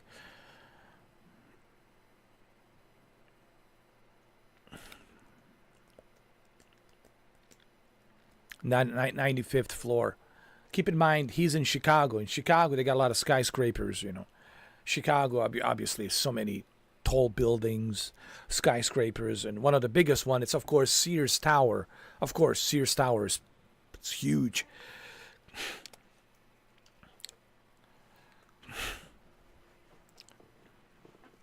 Imagine riding in the elevator in the Sears Tower. Oh my God. To the top floor. Woo! That's a long ride. That's a long ride. That's where PlayStation Portal comes in hand. Very handy, right? Either PlayStation Portal or Nintendo Switch. Because it's a long ride, dude.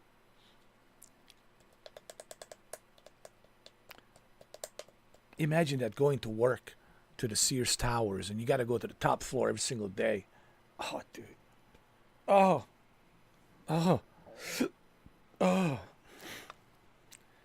Imagine that, going to the Sears Tower every day. You got to ride those elevators to the top floor every day.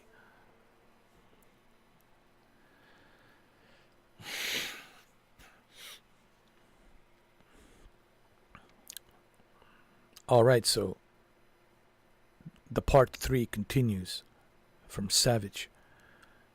After it opened, we went in, and then we were able to go up to the 95th floor. And once there, it took a while to open. Some technician opened it. And once it opened, I almost jumped out of the elevator.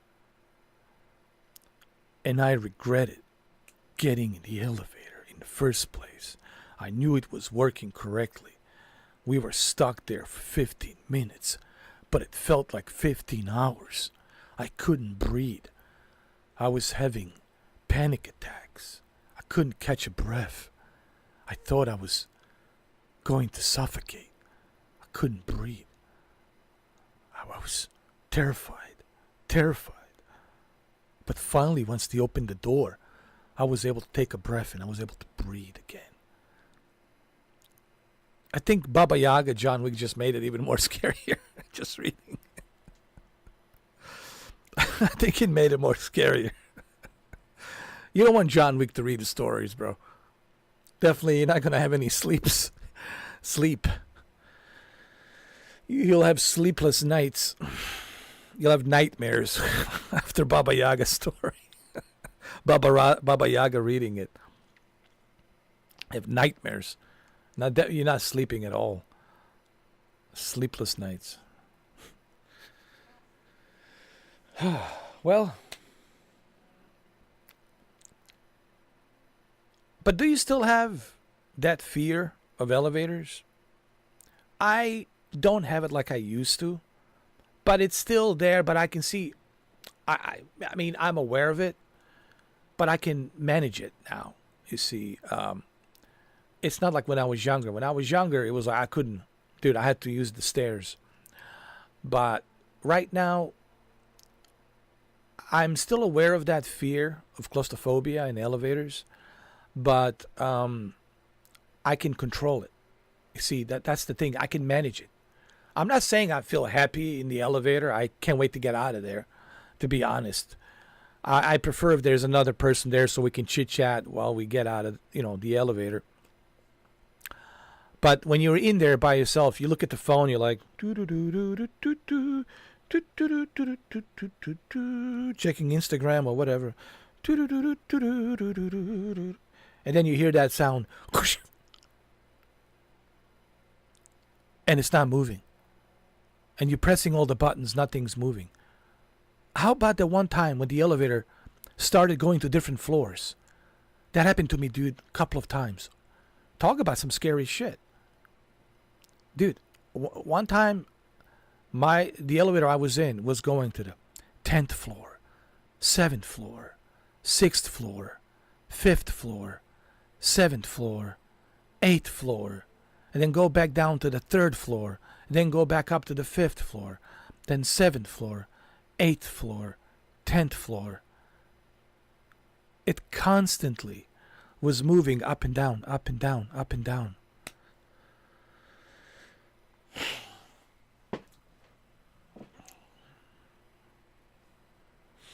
But I find out from a technician. Technician says that there was something wrong with the panel. It was a hydraulic. It was running on a hydraulics. It was one of those hydraulics elevators running on hydraulics.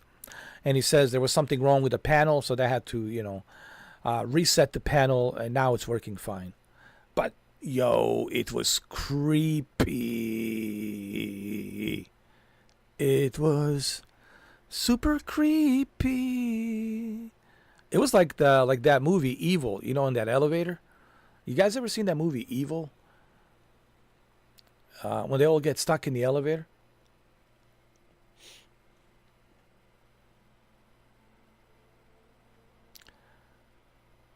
People are coming on this live stream. They're like, "Oh my God, what is this?"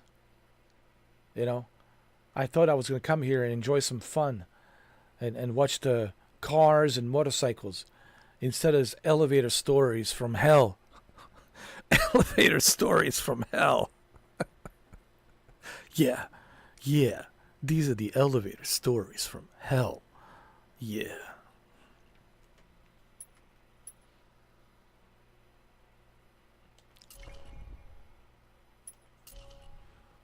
Yeah, but look, no joke, man. I mean, getting stuck in the elevator, it ain't no fun. It's no fun.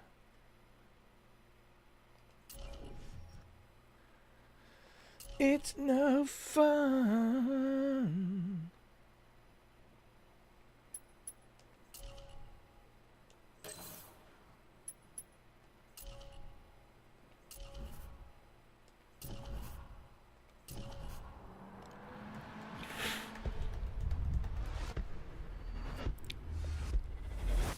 Here we go. AMG Mercedes. Oh, yeah. Oh, yeah. Oh, yeah, sir. Yes, sir.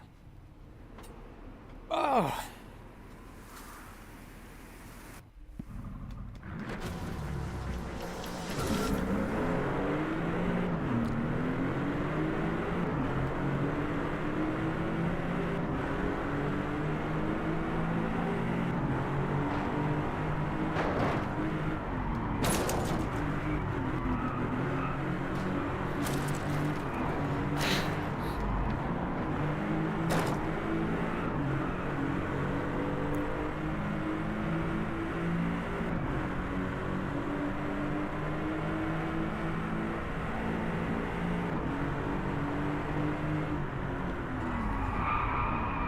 Oh.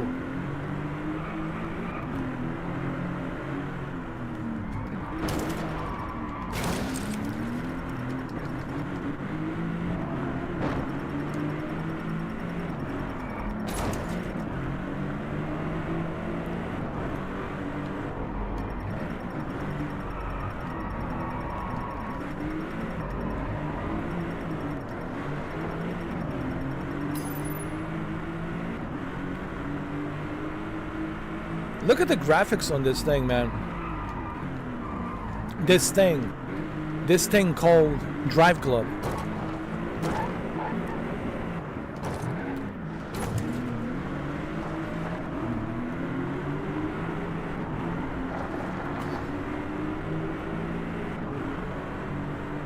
I mean, for a 2016 game that was released in 2016, a PlayStation 4 exclusive, it still looks great. After 8 years, right? How many years? Still looks great. This thing called Driveclub, this thing that has, you know, unfortunately, it has been discontinued. You know, they're not like updating this game. There's no updates for this game. Basically, what you get is what you get, you know.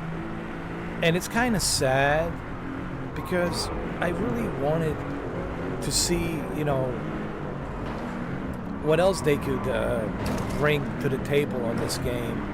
And, you know, PS5 update, PS5 Pro updates, and the multiplayer and the VR, and oh my God, maybe Driveclub 2. It's really sad to see Evolution Studios close this thing down, called the Driveclub. Have you ever played this game, Savage? This thing called Driveclub.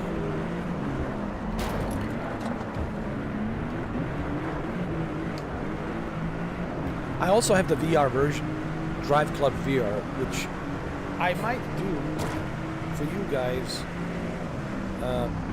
One of these days, I might live stream it for you.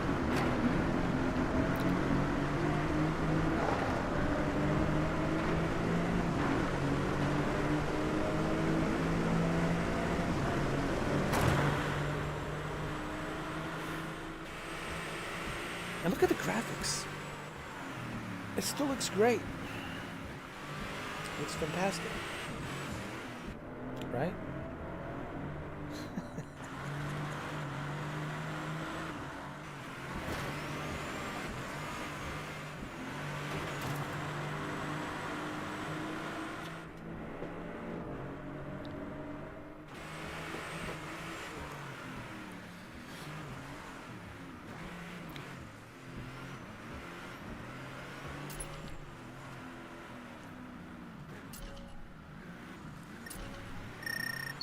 Ooh, level 7. All right.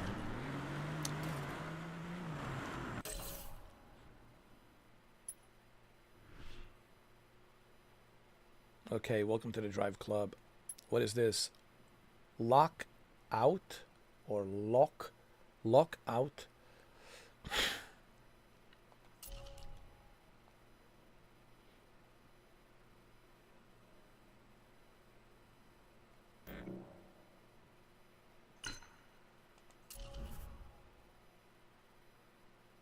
Oh, now we're driving Aston Martin 007 V12. Aston Martin. Oh yeah. Oh yeah. Oh yeah, James Bond. Got it.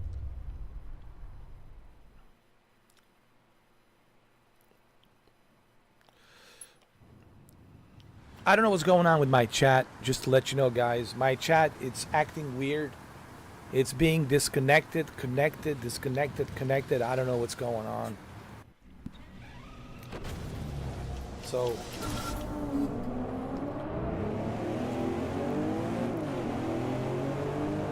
I'm having some problems with my chat.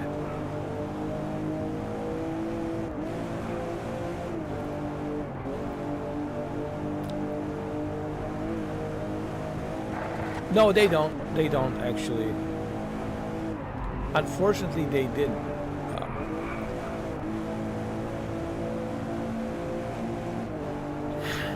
I don't think so. You know, I might have to... I might have to play this on the PS5 Pro. That's a good question, actually. I don't remember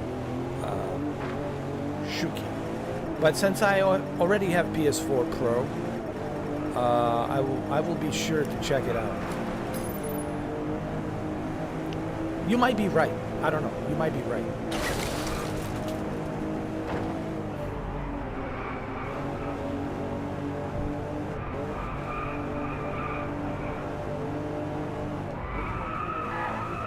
Oh!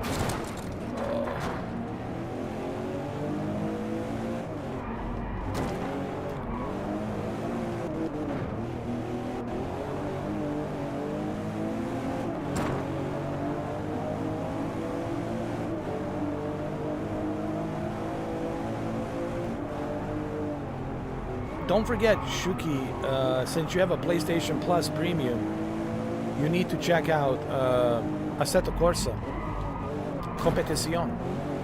They have a Assetto Corsa Competizione.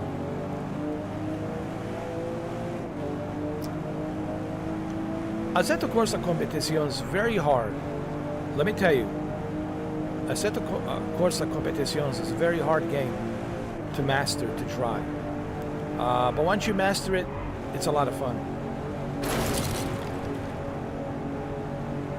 There's a new Assetto Corsa coming out, Assetto Corsa Evo, called Assetto Corsa Evolution. You know, Assetto Corsa, that's Italian, right? It's Italian, you know, racing, Italian motorsport, Assetto Corsa. It's all Italian. Italia.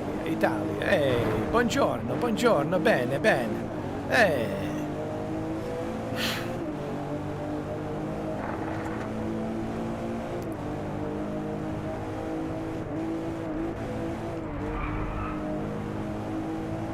You should definitely download it.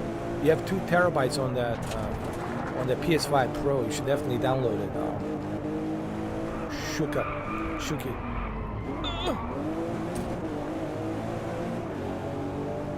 And check it out.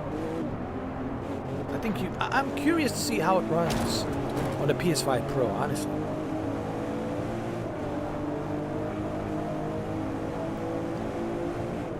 Probably runs great. Maybe they'll do a Pro enhanced version. You know, it wouldn't surprise me if they do a Assetto Corsa Competizione PS5 Pro enhanced to make it run 120 FPS. To give you like a boost performance mode where it's running 120 FPS. Like, it wouldn't surprise me.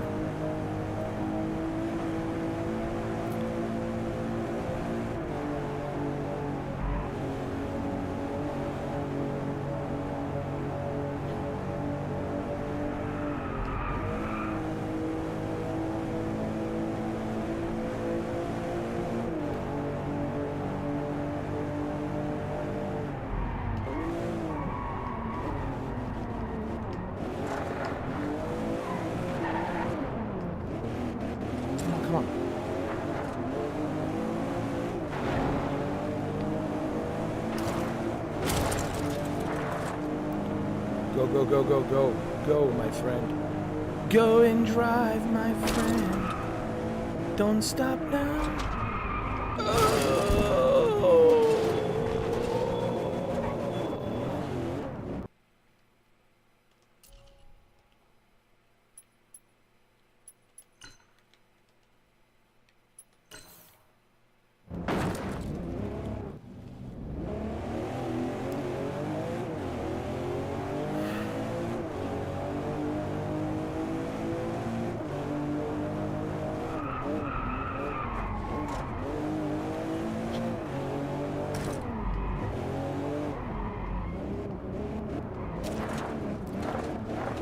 Oh yeah, but the thing is, the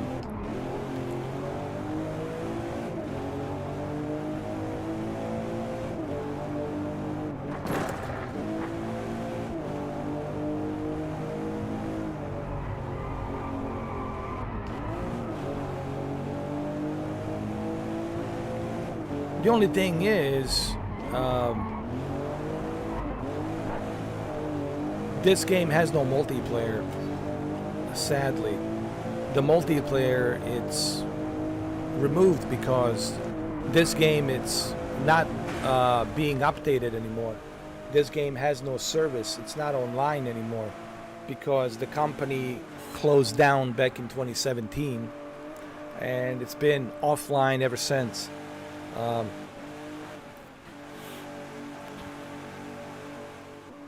Let me see. Maybe you send it to the right person.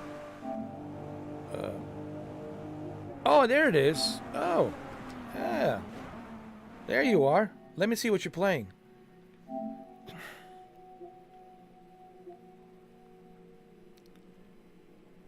Oh, friend request. Oh. Let me see what you're playing. Gordeski. 118. I'm 272. You're very close. Very close, my friend. Ooh. Look, we're exactly the same on the Chernobyl light. Oh my god. Holy shit. Fortnite. Well, you've been playing a lot of Fortnite, man. I am like barely touched Fortnite. Yeah. You play WWE? Demon Souls. I played Demon Souls, but man, I sucked at Demon Souls because, you know, I'm not much of a Souls type of game, dude. Let me see. Ride 5. You played the Ride 5. Tennis. World Tour 2. Bloodborne. Oh, man. Bloodborne is hard. Fortnite. You like Fortnite a lot. Grand Theft Auto 5. We got 3%. Call of Duty. Horizon Chase Turbo. I like that. I played that. Need for Speed. Destiny 2. Dying Light. Uncharted. Dirt Rally. Assetto Corsa.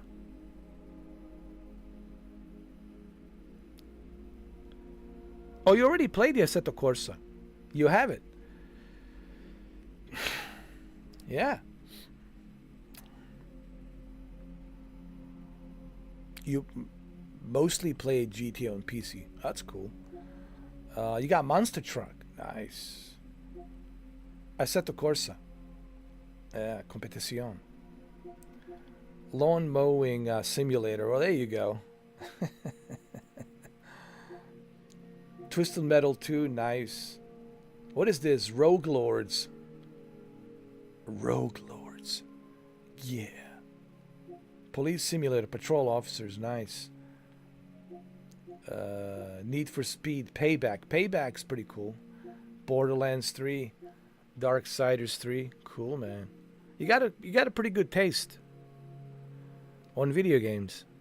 Hardware Rivals, what is that? Played less than 1 hour played, okay. What is this? Realm Royale Reforged.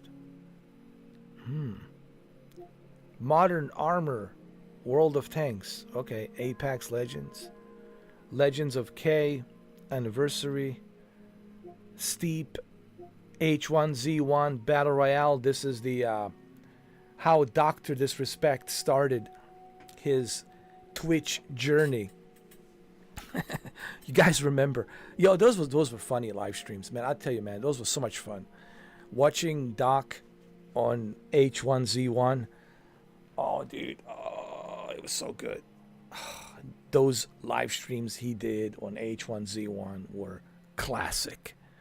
Pure gold classic. Ooh, Destroy All Humans. Nice. Nice. Very nice. Wolfenstein, The Old Blood. Cool. Tabletop Racing World Tour. And Zombie. Ooh.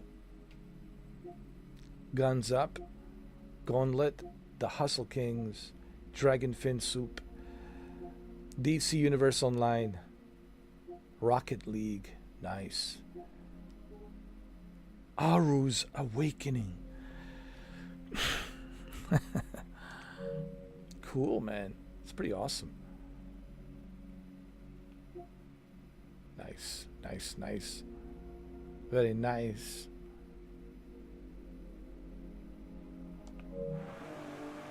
Very nice, very nice. Where's Pamela Anderson? Very nice. Where can I find Pamela Anderson? Very nice. Borat. I remember when Borat first came out. Oh my god, dude. Oh, dude. That was some funny shit right there, man. Here we go. I used the S word again. That's 4 times. But it was appropriate for me to use it 4 times.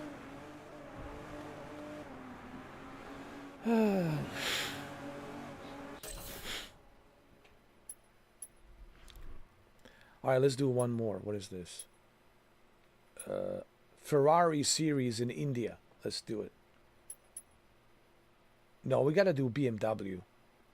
Because Savage is here. Yeah. BMW. Yeah.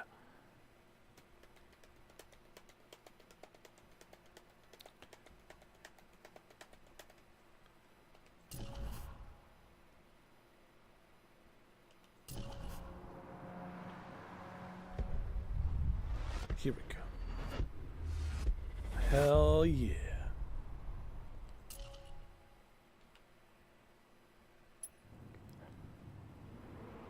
Look at the graphics, man. Look at this. It looks amazing. Amazing. And this is the port, man. This is like a port version of the game. It's not even like a PS4 Pro enhanced or PS5 enhanced or PS5 Pro enhanced. This is just bare bones PS4 version, and it still looks great.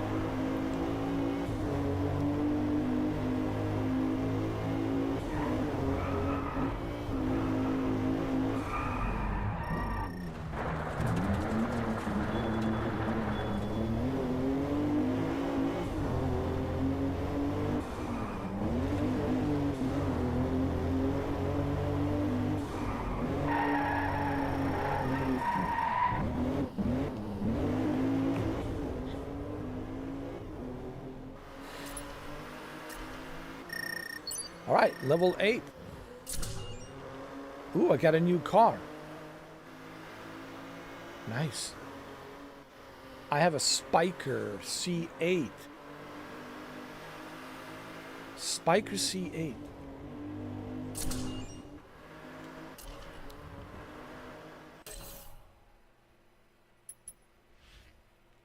Let's do a Ferrari.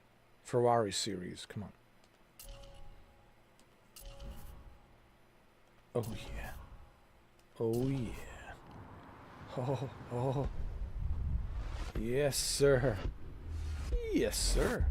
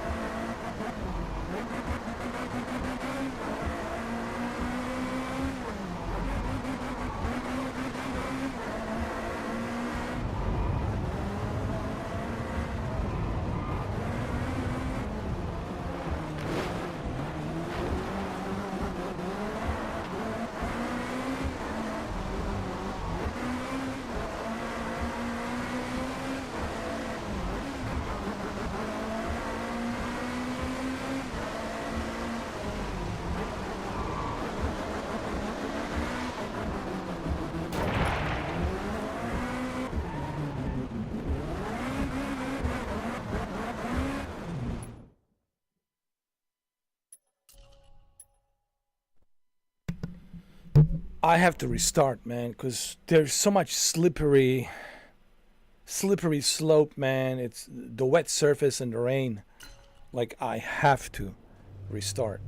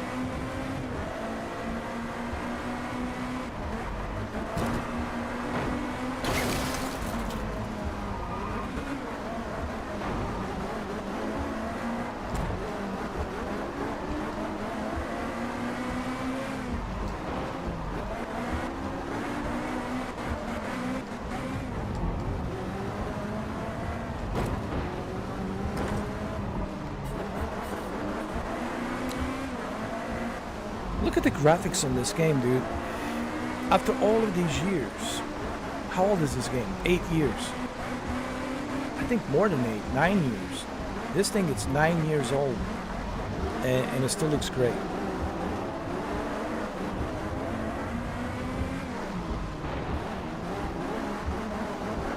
It was released when? 2016, right?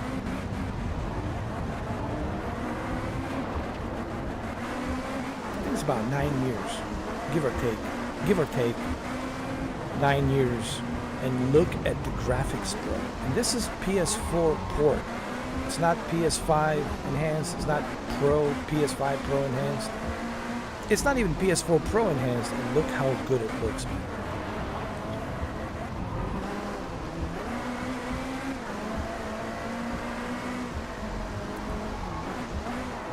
You know, it's not all about how powerful your console is. It's about how developers use that power. That's what it's about. Honestly.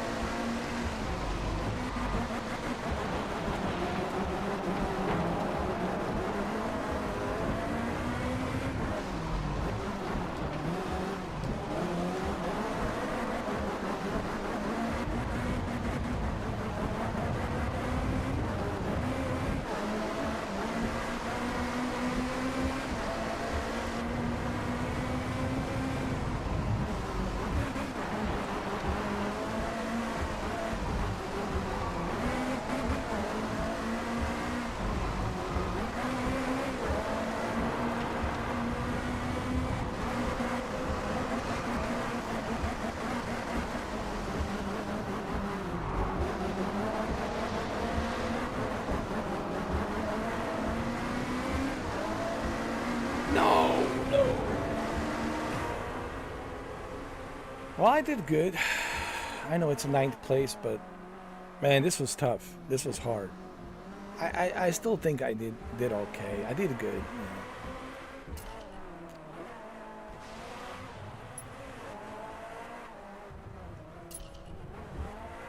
Man, who am I kidding? I didn't do good. Came down into ninth place. But this thing is hard. This is hard, man. I did okay.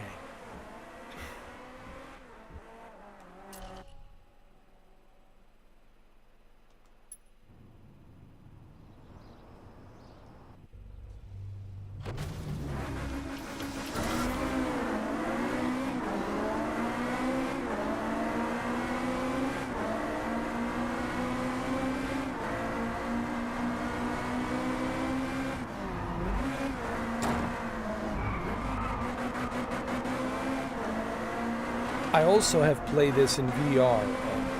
In VR, it's even better. Trust me.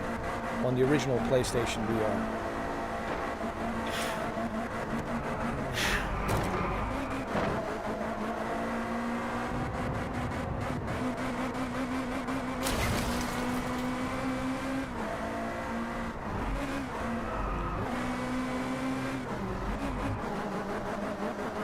Well, considering this game, it's 9 years old, and considering the fact that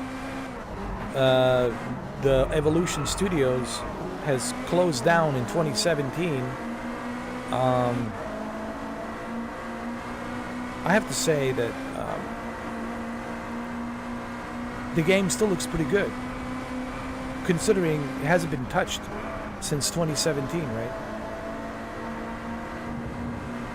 I have to admit, it still looks great.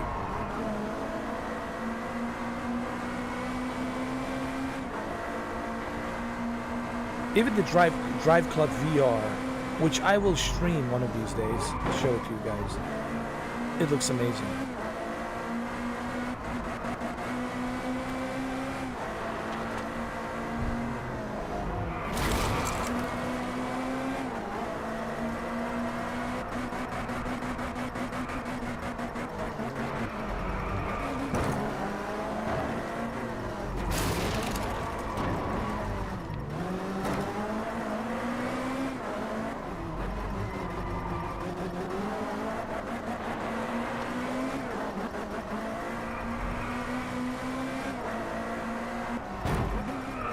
No. No, you son of a... He T-boned me, dude. He T-boned me.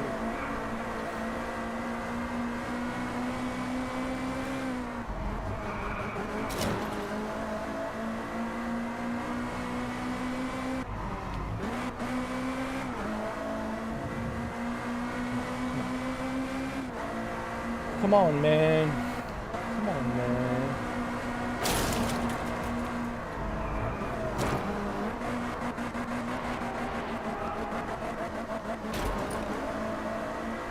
Here we go.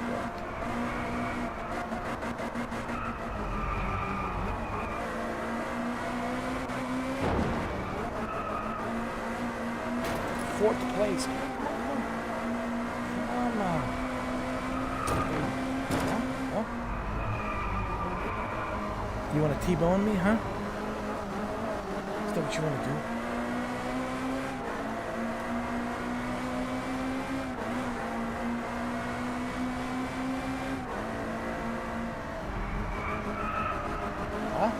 Try and T-bone me now. Fourth place. Alright. Not bad.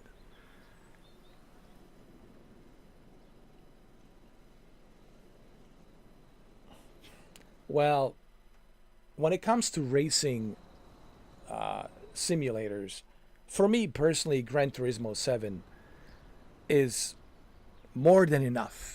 Like I said, I have collected over 140 cars, and there's still more cars to be collected. Multiplayer on Gran Turismo 7, it's amazing. A custom racing that you can adjust and customize to endurance, to 5 laps, 10 laps, 20 laps. the amount of customizations, the amount of things you can do. When I look at Gran Turismo 7, I'm like, do I need anything else? Especially, especially, especially when you add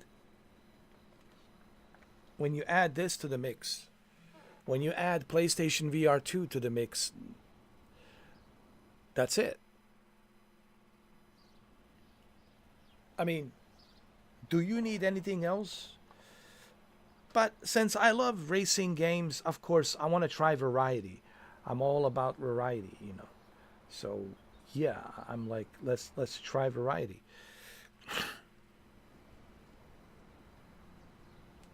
Because I'm all about that. I'm all about variety.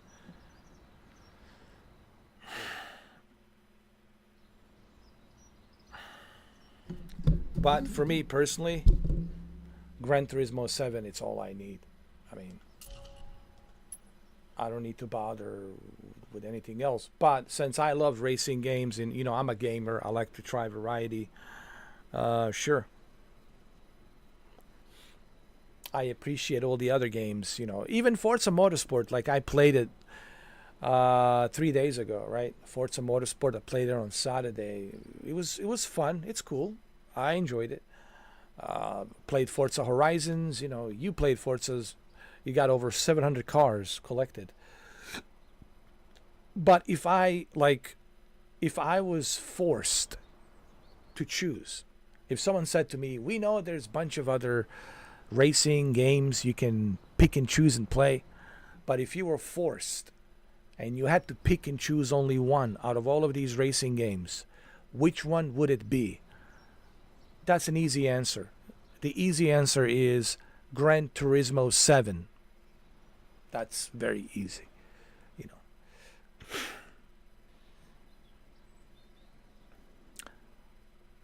But if someone was to ask me which racing game you would never touch ever again, if you have to pick and choose, which racing game would you never, ever, ever, ever, never, never, never, ever, ever pick again? That's a very easy answer too. And that answer, my ladies and gentlemen, is Test Drive Limited Solar Crown. But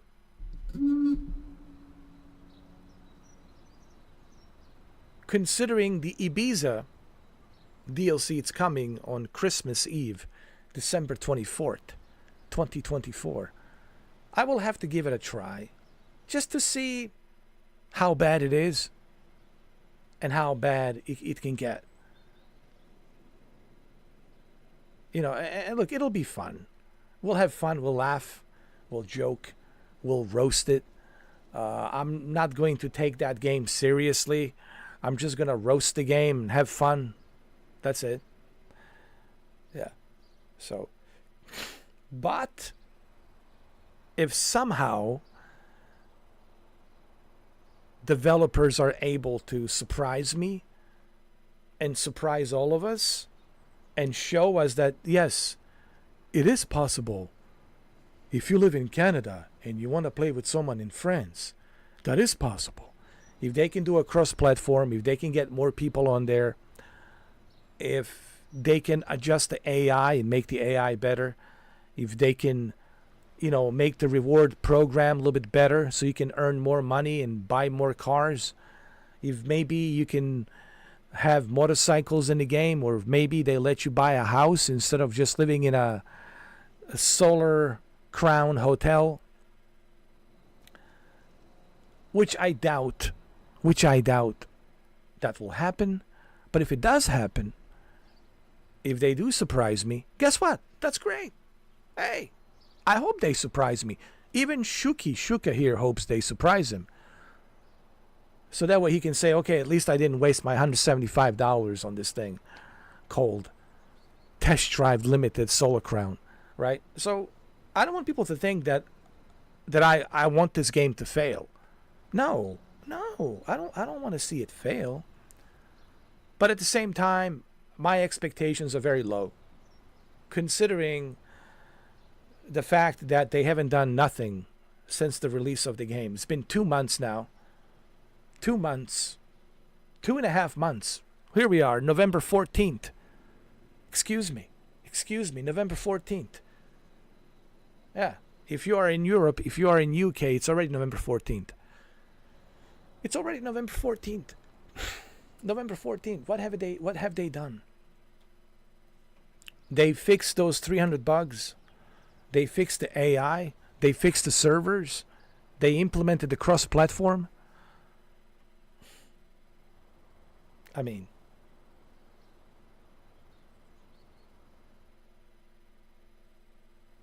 yeah, Savage. I'm like, honestly, I want to give them the one last shot. I think everybody deserves a second chance, right? But in this case, we're giving them a third chance. We already gave them a second chance and they screwed it up.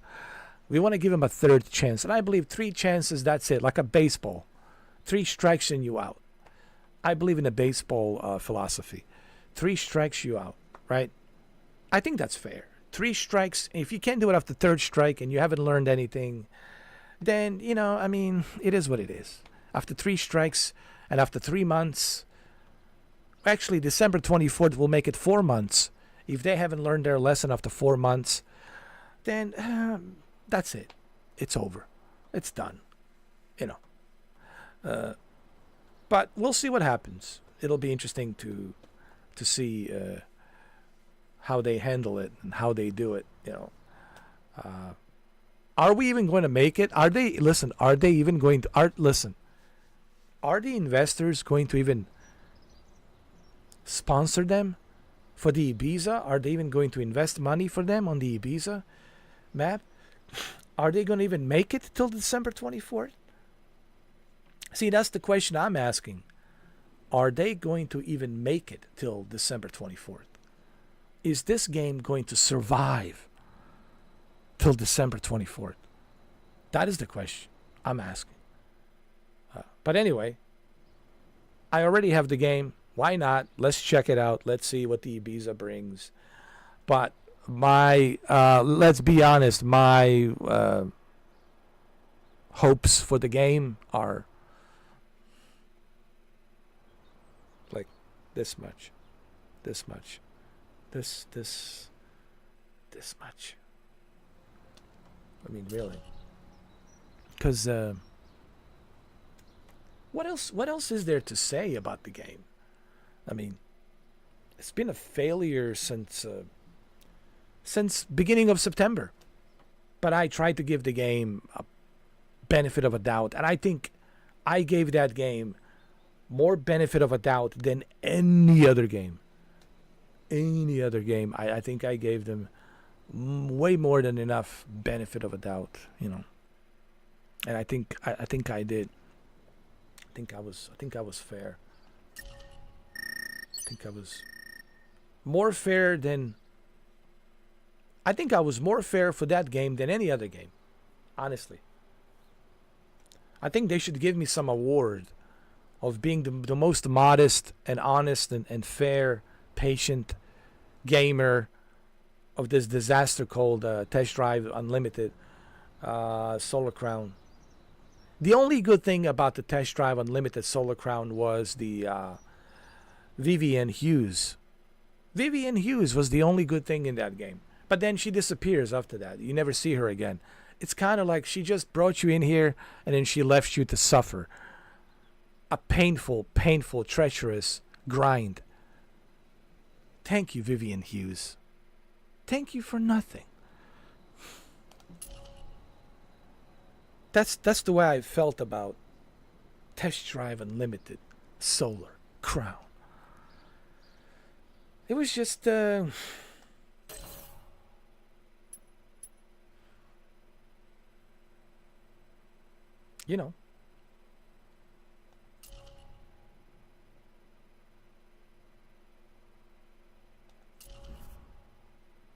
I mean,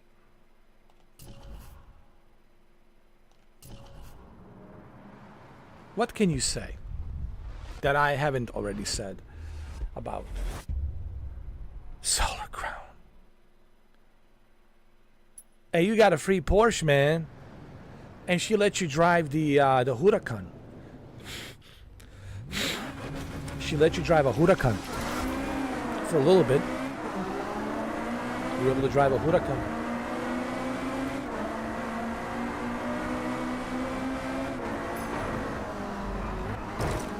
Just look at this game, right? And even this one, even though the game it's 9 years old, it has been touched, has been updated, and it's better. It's better than that trash Test Drive Limited. I mean, my God. And the worst part is all these clowns, they're defending this game. You don't know how to drive. You need to learn how to drive. Yeah.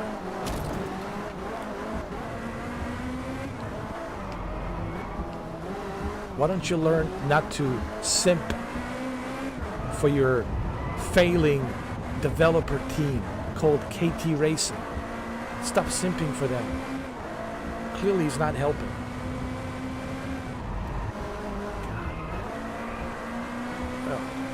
I can't believe how many people came out of the woodwork. How many people came out of the woodwork defending that crap? Oh, God. All these trolls that just came out of the woodwork defending that crap game. Oh.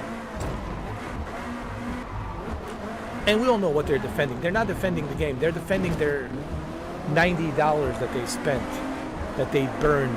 They burned the $90 in their wallet. And now they're trying to justify it. Isn't that interesting, man? This generation, it's all about justifying their purchase. I always tell people this. You don't have to justify anything to me. You don't have to justify your purchase. Whatever you buy, you can buy whatever you want to buy. It's your life, it's your choice. Do whatever you want to do with your money. Go to the strip club and waste it on the strippers. Do whatever you want to do. But it's not about that. It's about them not being able to face the fact that the game has failed. That's what it is. They don't want to accept the fact that the game has failed. Just accept it. You wasted $90 and the game sucks. That's it. You learned your lesson, move on, dude. Shuka learned the lesson and he paid more. Shuka paid $175. And that was on sale. That was on sale, believe it or not. And he was able to, come out of the, the misery and just accept it. Say, hey, it is what it is. I learned my lesson. I paid $175 for this nonsense. I got the little red Porsche 911, and it is what it is. I was hoping maybe I'll get Vivian Hughes panties, but no, I got the Porsche. But anyway, Shuka learned his lesson, and so should you guys. You should learn your lesson as well. The game has failed.